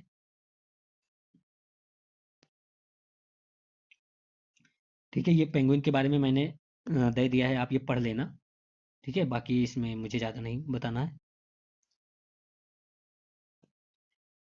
ओके, 1 मिनट। नेक्स्ट न्यूज़ जो है वो लिजार्ड के बारे में, ज़्यादा नहीं याद रखना है आपको, थोड़े कुछ पॉइंट उसमें याद रखना है। पहली बात ये याद रखना कि अगमा क्या होते हैं, तो ये लिजार्ड फैमिली का जो स्मॉल, मतलब स्मॉल या मीडियम साइज जो लिजार्ड होते हैं उनको अगमाच कहा जाता है, ठीक है। तो ये आप पहले याद रखेंगे, फिर ये आपको जब डाउनलोड करेंगे तो क्लियर मिलेगा आपको। जो ये कोल्ड ब्लडेड एनिमल्स होते हैं, एक्टोथर्म्स होते हैं, और इनकी जो अडेप्टेबिलिटी होती है बहुत हाई होती है, जैसे कि ये डेजर्ट में भी, डेजर्ट एरिया में भी मिल जाएंगे, ये आपको हिमालयन कोल्ड एरिया में भी मिल जाएंगे, साउथ इंडिया, नॉर्थ इंडिया, तो इनकी अडेप्टेबिलिटी बहुत हाई है, ठीक है। देखो हिमालयन रॉक अगमा है, पेनिनसुलर रॉक अगमा है, तो इनकी जो थ्राइबिलिटी है, इनकी जो अडेप्टेबिलिटी है, जो इनका रीजन है वो बहुत ज़्यादा फैला हुआ, तो अडेप्टेबिलिटी इनकी हाई है in comparison to other organism, ठीक है। तो ये आप याद रखेंगे इसको, ठीक है। इतना। फिर अगर कल्चर के, इनका कल्चरल एस्पेक्ट देखें लिजार्ड का, तो हमको पता है कि कुछ कल्चरल एस्पेक्ट इनका उतना ठीक नहीं है, तो ये भी आप थोड़ा ध्यान में रखना, ठीक है। फिर फूड वेब में इनका बहुत ज़्यादा इफेक्ट होता है, बहुत ज़्यादा इनकी इंपॉर्टेंस है फूड वेब में अगर जनरली हम देखें तो ये भी आप पढ़ लेना। बाकी आप ये देख लेना खुद से पढ़ के, वहाँ पर पढ़ेंगे आप ज़्यादा तो आपको ज़्यादा माइंड में आएगा, ठीक है। साइंटिस्ट ने एक न्यू फ्लावर वैरायटी या प्लांट वैरायटी आप कह सकते हो डिस्कवर किया, जो कि फायर रेजिलिएंट है, मतलब उसके आग का कोई प्रभाव नहीं पड़ता उस पर। कहाँ पर डिस्कवर किया, तो वेस्टर्न घाट में, ठीक है। तो ये आप याद रखेंगे, एक फ्लावरिंग प्लांट है, वेस्टर्न घाट में डिस्कवर हुआ है। और वेस्टर्न घाट के बारे में अगर बात करें तो ये एक बायोडाइवर्सिटी हॉट स्पॉट भी है, बायोडाइवर्सिटी हॉट स्पॉट है। अब इंडिया में 4 बायोडाइवर्सिटी हॉट स्पॉट है, एक वेस्टर्न घाट हो गए इंक्लूडिंग द श्रीलंका, एक Andaman and Nicobar and these areas, ठीक है। एक हमारा हो गया ईस्टर्न हिमालय, नॉर्थ ईस्टर्न, मतलब नॉर्थ ईस्टर्न, एंड एक हो गया eastern Himalaya. These are the 4 biodiversity hotspot, ठीक है। जो इस प्लांट का नाम है वो है डिस्लिप्टेरा पोलीमोर्फा। तो ये नाम आप याद रखेंगे कि ये फायर रेजिलिएंट प्लांट है, ठीक है। तो ये कुछ नया है तो आप याद रखना इसके बारे में, ठीक है। इसके जो एलाइड हैं वो अफ्रीका वगैरह में भी इसके क्लोजेस्ट एलाइड पाए जाते हैं, बट इंडिया में आप देखेंगे तो ये वेस्टर्न घाट में पाया जाएगा, ठीक है। इसका जो फ्लावरिंग फेज होता है वो पोस्ट मानसून होता है, मतलब मानसून के बाद ये फ्लावरिंग देता है। तो ये भी आप अगर हो सके तो याद रखना। बाकी तो इसमें और कुछ नहीं, वन लाइनर पूछा जा सकता है उस पर। देखो इंडिया की एलिफेंट पॉपुलेशन डिक्रीज हो रही है, हमने ये देखा कि अराउंड 20%, और 20% इंडिया की जो एलिफेंट पॉपुलेशन है वो 5 ईयर में डिक्रीज हो गई है, ठीक है। और सभी ऑलमोस्ट सभी स्टेट, सभी रीजन्स में, चाहे वो सेंट्रल रीजन हो या ईस्टर्न रीजन हो या सदर्न रीजन हो, सब में ये देखा गया कि उनकी पॉपुलेशन डिक्लाइन ही हुई है। ऐसे ही अलार्मिंग रेट हम देखते हैं अफ्रीकन पॉपुलेशन में। अफ्रीका में दो टाइप की पॉपुलेशन है, एक है अफ्रीकन सवाना जो एलिफेंट है, और दूसरी है फॉरेस्ट एलिफेंट। तो दोनों, ये जो दोनों टाइप की एलिफेंट्स हैं, दोनों स्पीसीज हैं, वो अफ्रीका में डिक्रीज हुए। जो सवाना एलिफेंट्स है वो अराउंड 76% डिक्रीज हुआ है, और जो फॉरेस्ट एलिफेंट नंबर से वो अराउंड 90% तक डिक्रीज हो गया है। और जो आप ये कह सकते हैं कि जो कुछ कंट्रीज़ हैं जहाँ पर एलिफेंट पॉपुलेशन बहुत ज़्यादा डिक्रीज हुई है अफ्रीका की, तो वो साहेल रीजन की कंट्रीज़ हैं, जैसे माली हो गया, चाड हो गया, नाइजीरिया हो गया। तो यहाँ पर तो एलिफेंट की पॉपुलेशन बहुत ही ज़्यादा डिक्रीज हो गई है। तो ये आप याद रखेंगे। तो इस बार एलिफेंट टॉपिक बहुत ज़्यादा इंपॉर्टेंट होने जा रहा है, तो आप ये याद रखना, ठीक है। बोत्सवाना, जिम्बाब्वे, नामीबिया, जो ये कुछ मतलब प्लेसेस है जहाँ पर कुछ पॉजिटिव रेट देखा गया है, बट ओवरऑल अगर अफ्रीका की बात करें तो वहाँ पर पॉपुलेशन डिक्रीज ही हुई है। बाकी ये आप डाउनलोड करके पढ़ना, अच्छा लगेगा आपको, और इससे चांसेस हैं कि पूछा जाए, ठीक है। अगस्ता मलाई बम्बू टेल, ये क्या है? एक डेंस फ्लाई है। अभी मैं आपको फोटो दिखाता हूँ, फिर आप समझ जाएंगे। ये देखो, अगस्त मलाई बम्बू टेल, ये इसी के कारण इसको बम्बू टेल कहा जाता है, इसकी टेल बहुत लंबी होती है ना, एक डेंस फ्लाई है। तो ये आप एक फ्लाई वराइटीज है, आप इतना याद रखेंगे। और इस पे इसके बाद एक आप वाइल्ड लाइफ सेंचुरी का नाम याद रखेंगे जहाँ पर ये पाया जाता है, Peppara wild life sanctuary. Okay, Peppara wild life sanctuary, it is a part of Nilgiri biosphere reserve. 2 point हो गया। तीसरा पॉइंट आप ये याद रखेंगे, इट इज़ इन केरला, ठीक है। 3 पॉइंट ये आप याद रखना। फिर ये वुड कटर है, तो इसके बारे में एक बेबी रे याद रखना कि ये वुड को मतलब जो कटफोरवा बोलते हैं, इसको काटते हैं तो इसके अंदर इंसेक्ट ढूंढते हैं, मतलब खाने की चीज़ें भी ये ढूंढते रहते हैं। बिहेवियर के बारे में वैसे हॉर्नबिल के बारे में पहले ही बता चुका हूँ कि ये एक माइग्रेटरी बर्ड होते हैं, और इनको अगर यूपीएससी कहे कि they believe the birds are harbingers of peace, मतलब पीस को प्रमोट करते हैं, तो ये सही है। ये भी याद रखेंगे। कहाँ कहाँ पर है? जैसे नॉर्थ ईस्टर्न रीजन में जनरली ये माइग्रेट करके आते हैं, जैसे नागालैंड हो गया, आसाम हो गए, इन सब रीजन में, ठीक है। वहाँ के लोगों ने कंजर्वेशन एफर्ट भी बहुत ज़्यादा लिए हैं, जैसे उन्होंने हॉर्नबिल कॉलोनी बनाई हुई है, उन्होंने फ्रूट जो हॉर्नबिल खाते हैं उनके प्लांट लगाए हैं, तो ये सब काम किया गया है, ठीक है। ये जनरली कहाँ, जैसे देखो हिमालयन फूट हिल्स हो गया, नॉर्थ ईस्टर्न रीजन हो गया, वहाँ पर ये पाए जाते हैं। इनका नाम जो एक मतलब नाम है वो है ओरिएंटल पीड हॉर्नबिल। ओके, तो ये आप याद रखेंगे। हॉर्नबिल के फिर से आ गया वही, ये नहीं देखना है। अच्छा, किंग कोबरा का वेस्टर्न घाट में जो पाया जाता है उसका नाम चेंज कर दिया गया, उसका नाम अब रख दिया गया है ओफिनोफेगस कलिंगा। तो इसमें ओफिनोफेगस याद रखो या नहीं रखो, कलिंगा याद रखना। कलिंगा जो कनाडा कल्चर में इसकी बहुत ज़्यादा इंपॉर्टेंस है, ठीक है, तो इतना याद रखना, इसीलिए इसका नाम चेंज करके वो रखा गया है। अच्छा, आंट्स के बारे में यूपीएससी पूछता रहता है, तो आंट्स जो होती हैं वो डिस्कवरी में ये पता चला है कि आंट्स जो जनरली सिलेक्ट करती हैं और ट्रेवल करती हैं फूड के लिए, तो वो सबसे शॉर्टेस्ट डिस्टेंस वाला रूट लेती हैं। और जब वो अपना मतलब ट्रेवल करते समय वो फॉर्मेन नाम का केमिकल रिलीज करती हैं, जिससे सारी एंट्स जो होती हैं वो एक लाइन में, एक सीरीज में कनेक्टेड रहती हैं, ठीक है। तो ये आप याद रखेंगे, they secrete a chemical trail to lead other ant to other source. तो वो एज अदर आंट के लिए सोर्स बनता है, एक साथ जुड़े रहने के लिए, कॉलोनी में रहने के लिए, ठीक है। फिर वो मैंने बता दिया कि ये शॉर्टेस्ट डिस्टेंस कवर करती हैं, ठीक है। और आंट्स का एक बहुत लाइफ टाइम का या बहुत ज़्यादा टाइम दिन का इसमें चला जाता है, तो सर्चिंग द फूड। ओके, तो सर्च द फूड उनका बहुत ज़्यादा टाइम इसमें चला। मैंने कहा कि कॉलोनी को कनेक्ट करने के लिए ये क्या करते हैं, फोरामन ट्रेल जो केमिकल है वो रिलीज करते हैं, ठीक है। तो ये आप याद रखना।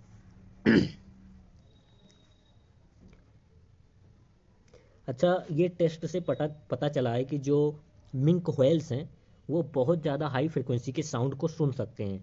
ओके, उनकी अडेप्टेबिलिटी है, जो वो बहुत ज़्यादा हाई फ्रिक्वेंसी की सुन सकते हैं, लाइक 14 to 19 किलो हर्टेज। तो इसके अब बहुत ज़्यादा यूजेस हो सकते हैं साइंस एंड टेक्नोलॉजी में, तो ये भी आप याद रखना, ठीक है। तो ये आप देख लेना, बाकी ये पढ़ लेना, इतना ज़्यादा ही नहीं, बट हाँ ये याद रखेंगे कि हाँ जो व्हेल्स होती हैं, जो मिंक व्हेल्स है, उसकी जो हाई फ्रिक्वेंसी सुनने के साउंड की अडेप्टेबिलिटी है। डायनासोर के बारे में पढ़ लेना। फिर एक पक्षी का नाम याद रखेंगे, डनलिन। ये नियर थ्रेटन स्पीसीज है, केरला में पाया जाता है, ठीक है, देखा गया है। तो डनलिन के बारे में मैं, ये है ये बर्ड। तो ये अगर डनलिन पूछे कि क्या है तो इंसेक्ट वगैरह मत लगा देना, ये एक बर्ड्स है, ठीक है। एक अदर बर्ड का नाम याद रखेंगे, यूरेशियन ब्लू टिक, या फिर साइनिस्टिस केरुलस। तो ये क्या है, ये एक बर्ड है, इतना आप याद रखेंगे, ठीक है। बाकी आप यहाँ पर ये नॉन माइग्रेटरी है, एक पॉइंट ये भी आप याद रखेंगे, नॉन माइग्रेटरी बर्ड है ये, ठीक है।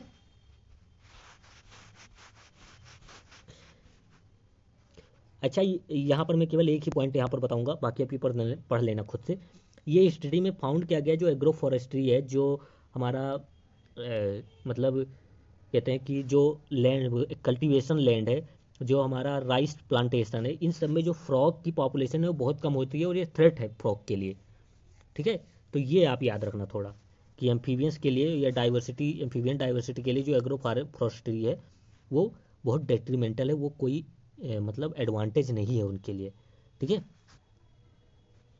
यहाँ पर आप जब डाउनलोड करेंगे तो कुछ फ्रॉग्स की स्पीसीज रखी देखिए, मतलब दी हुई है, उनका नाम अगर आपको याद हो जाए तो कर लेना, बाकी कोई बात नहीं, देख लेना।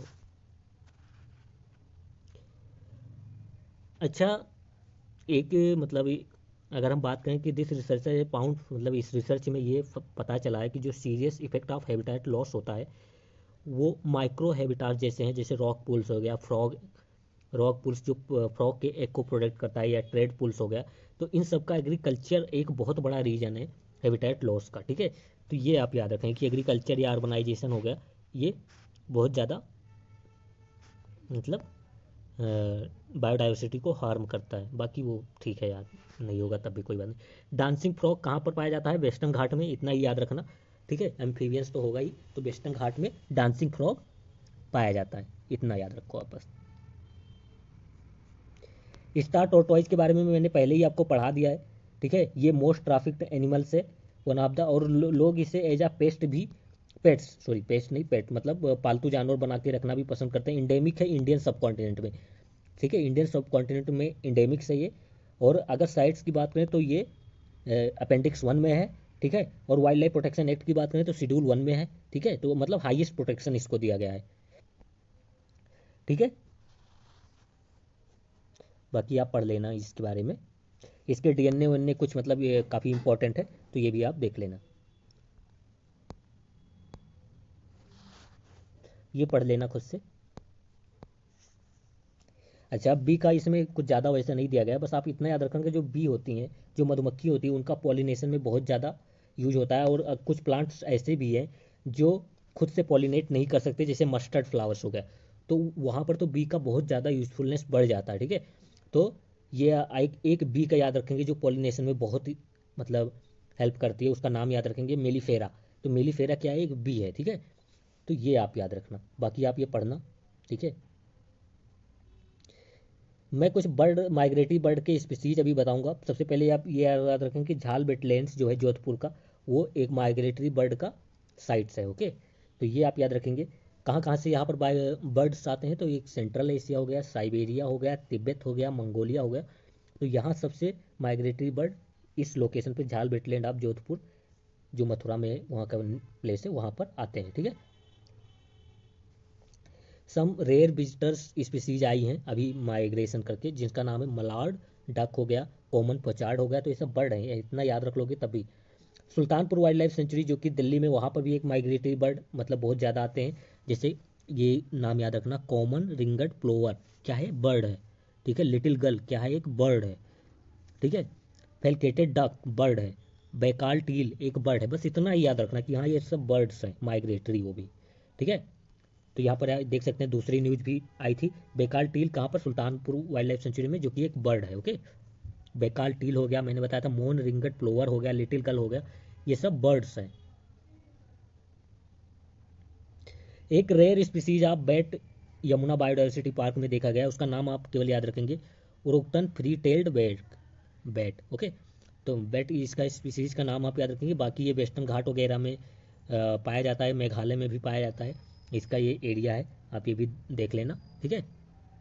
बाकी ये पढ़ लेना खुद से। अच्छा, क्लाइमेट चेंज का आप मेंस में एक और जगह ये दे सकते हैं कि ड्यू टू क्लाइमेट चेंज जो अलास्का के सी बर्ड्स हैं उनकी पॉपुलेशन 2014 से 16 में 4 मिलियन डिक्रीज मतलब डिक्रीज हो गई है, ठीक है। बाकी आप ये देख लेना खुद, इतना ज़्यादा वो नहीं है। एक पॉइंट इसमें आप याद रख सकते हैं कि जो वर्ल्ड ओशियन जो है वो ह्यूमन का रिलीज किया हुआ 90% ऑफ जो एक्सेस हीट प्रोड्यूस किया जाता है ह्यूमन से वो ओशियन एब्जॉर्ब करता है, इसीलिए ओशियन का टेम्परेचर इंक्रीज हो रहा है और जो परमाफ्रॉस्ट है वो पिघल रहे हैं। ठीक है, तो ये याद रखना। अच्छा, इस बर्ड का जो सी बर्ड का नाम है जो अलास्का में पाया जाता है उसका नाम भी याद रखेंगे, मुर्रेज है, मुर्रेज। तो ये वो बर्ड है जो कि जिसकी पॉपुलेशन बहुत ज़्यादा डिक्लाइंस हो गई है due to climate change. Okay,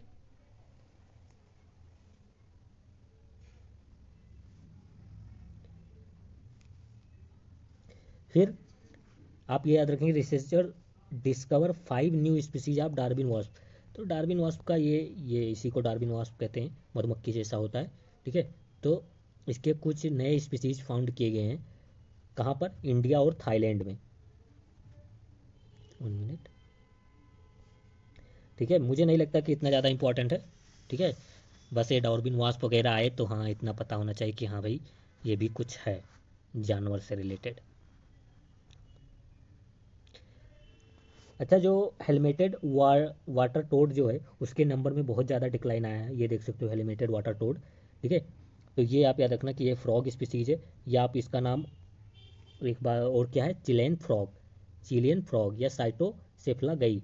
ठीक है, तो ये एक आपका चिली वगैरह में ये मिलता है इसलिए चिलियन फ्रॉग।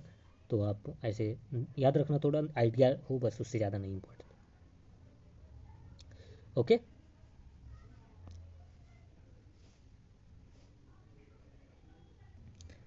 सो एक स्पीसीज का नाम मैं बताऊंगा जिसका नाम है हॉर्नेस्ट। ये कहाँ की स्पीसीज है तो ये एशिया की स्पीसीज, लेकिन ये यूएसए में किसी तरह से चली गई और वहाँ के लोकल बायोडाइवर्सिटी को बहुत ज़्यादा थ्रेट कर रही है।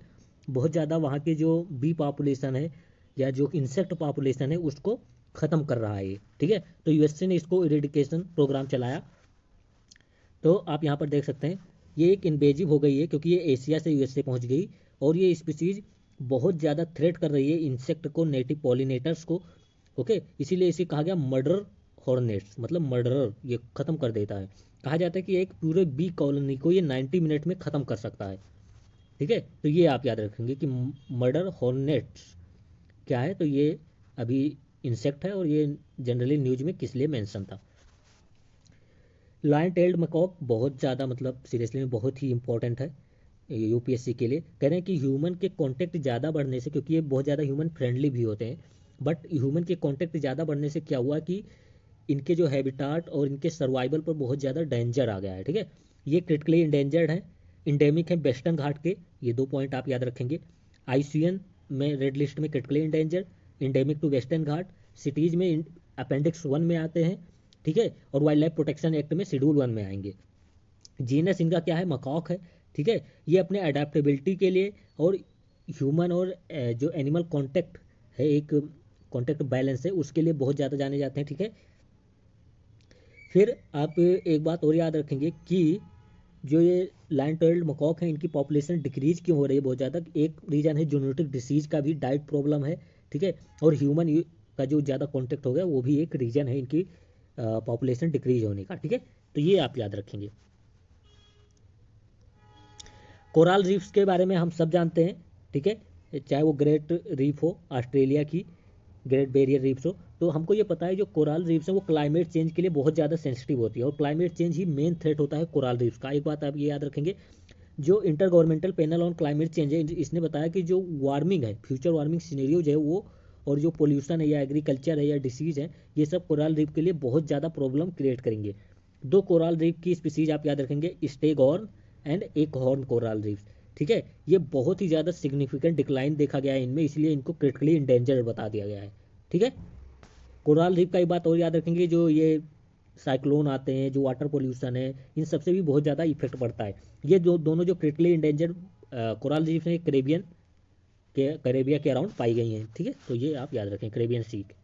ऑक्टोपस के बारे में मैंने बता दिया था, बाकी ये पढ़ लेना, यहाँ पर बहुत अच्छा दिया गया है, देख लेना। ठीक है, एक मेमथ स्पीसीज जो उसका कार्कस जो है वो अनवेल्ड किया गया है, कहाँ से, साइबेरिया से। इतना ही मैं कहूँगा याद रखो, बाकी छोड़ दो। बाल्ड ईगल पूछा जाए कि बाल्ड ईगल रिसेंटली कहाँ का नेशनल बर्ड बनाया गया है, तो वो यूएसए का। ठीक है, तो ये इतना ही याद इसमें रखना है। फिर स्क्वायरल के बारे में यूपीएससी ने 2024 में भी क्वेश्चन पूछा था कि क्या ये ग्रानीवोरस होते हैं कि नहीं। तो अब स्टडी में पता चला कि ये ग्रानीवोरस नहीं, ये होते हैं omnivorous. These species are omnivorous, they hunt and kill and eat the voles. Okay, तो ये पाया गया है अभी इनके बारे में। तो ये कैलिफोर्निया में स्टडी हुई, तो उसके बारे में ये देखा गया। ठीक है, ये माउस की स्पीसीज डिस्कवर इतना ही। ये डॉल्फिन के बारे में खुद पढ़ लेना। इनका टैगिंग दिया जा रहा है, और मतलब इनके कंजर्वेशन को लेकर। तो ये आप इसके बारे में पढ़ना थोड़ा अपने आप से, और यहाँ पर भी जो लिखा है वो पढ़ लेना, कोई बात नहीं। महुआ, आपको पता होगा, महुआ स्पेशली एक मिथ होता है कि महुआ का ये जो यूज करते हैं ट्राइबल लोग या अदर लोग, वो केवल एल्कोहल बनाने के लिए किया जाता है। बट महुआ की और भी प्रॉपर्टीज होती हैं जो बहुत ज़्यादा इंपॉर्टेंट है, जैसे इसमें विटामिन के मिनरल्स होते हैं, एंटीऑक्सीडेंट मिनरल्स होते हैं, और ओवरऑल वेलबींग को प्रमोट करते हैं, एनर्जी बूस्टर्स के में भी काम आते हैं, मेडिसिनल भी इनकी यूजेस हैं। ठीक है, तो ये आप याद रखेंगे। मानसून क्रॉप्स प्रोजेक्ट के बारे में मैंने पहले ही बता दिया था, ये स्टार्टिंग में ही था। अच्छा, कुछ जो आईटी सेक्टर कंपनीज है उन्होंने नेट जीरो का टारगेट लिया है, तो उनका हम टारगेट थोड़ा याद रखेंगे। जो टाटा मोटर्स हैं, उन्होंने कहा कि हम नेट जीरो टारगेट अचीव करेंगे 2045 तक। और जो जीएसडब्ल्यू स्टील कंपनी, उन्होंने कहा कि हम कार्बन न्यूट्रल बनेंगे 2050 तक। ठीक है, तो ये दोनों आप याद रख सकते हैं, ये मैंने बता ही दिया था। ओके, तो अब ये हो गया है आपका दिसंबर तक पूरा। मैं अगर इतना करने के बाद मैं कहूँ कि कौन से कुछ टॉपिक्स हैं जो आपको बहुत ज़्यादा ध्यान से पढ़ना है, तो पहला आप पॉइंट पर ये फोकस करेंगे, एलिफेंट। इस बार एलिफेंट बहुत ज़्यादा इंपॉर्टेंट होने जा रहे हैं। दूसरा है एल्गेई, माइक्रो एल्गेई, इनके बायो प्रोडक्ट, ये बहुत ज़्यादा इंपॉर्टेंट होने जा रहे हैं। थर्ड है कुछ बर्ड के नाम जो माइग्रेटरी थे, उनको याद रखना। ठीक है, फोर्थ क्या है, वो जो मैंने ट्री का बिहेवियर बताया था कि वो बहुत मतलब क्रूअल होते हैं, उसको भी आप याद रखेंगे। ठीक है, एलिफेंट हो गया, एलिगेल हो गया, ये हो गया। एंड फिफ्थ, आप देखेंगे लायन टेल्ड मकॉक के बारे में, और बहुत बार जो देखा गया है वो भी हॉर्नबिल, हॉर्नबिल बर्ड के बारे में भी आप पढ़ेंगे, ये दोनों के बारे में। ठीक है, तो ये कुछ न्यूज़ है। बाकी चीता के बारे में भी आप देख लेना। ठीक है, चीता के बारे में भी देख सकते हैं। ये सब न्यूज़ जो है बहुत ज़्यादा फ्रिक्वेंटली देखा गया, जो अभी हमने देखा है उसमें बहुत ज़्यादा मेंशन थे। ठीक है, और हाँ, एक और भूल कैसे गया था वो मैं, जो स्टार टॉर्टोइज है बहुत ज़्यादा न्यूज़ में था, तो उसके बारे में भी आप देख लेना। ठीक है, स्टार टॉर्टोइज के बारे में भी देखते रहना। तो इतने न्यूज़ बहुत ज़्यादा मेंशन में थे, इनको तो आप बिल्कुल करके ही जाना। और एक और, हाँ, ग्रेट इंडियन बस्टर्ड, ये भी बहुत ज़्यादा न्यूज़ में था, तो ये भी आप देख लेना। बस इतना आप, ये बहुत ज़्यादा मेंशन थे ये। बाकी आप ये डॉक्यूमेंट ऐसे ऊपर से देखते जाना, हो जाएगा। तो बताइए और भी सब्जेक्ट का चाहिए कि नहीं, तो उसी के अकॉर्डिंग हम प्लान करेंगे। जय हिंद, जय भारत। सब्सक्राइब कर लीजिएगा।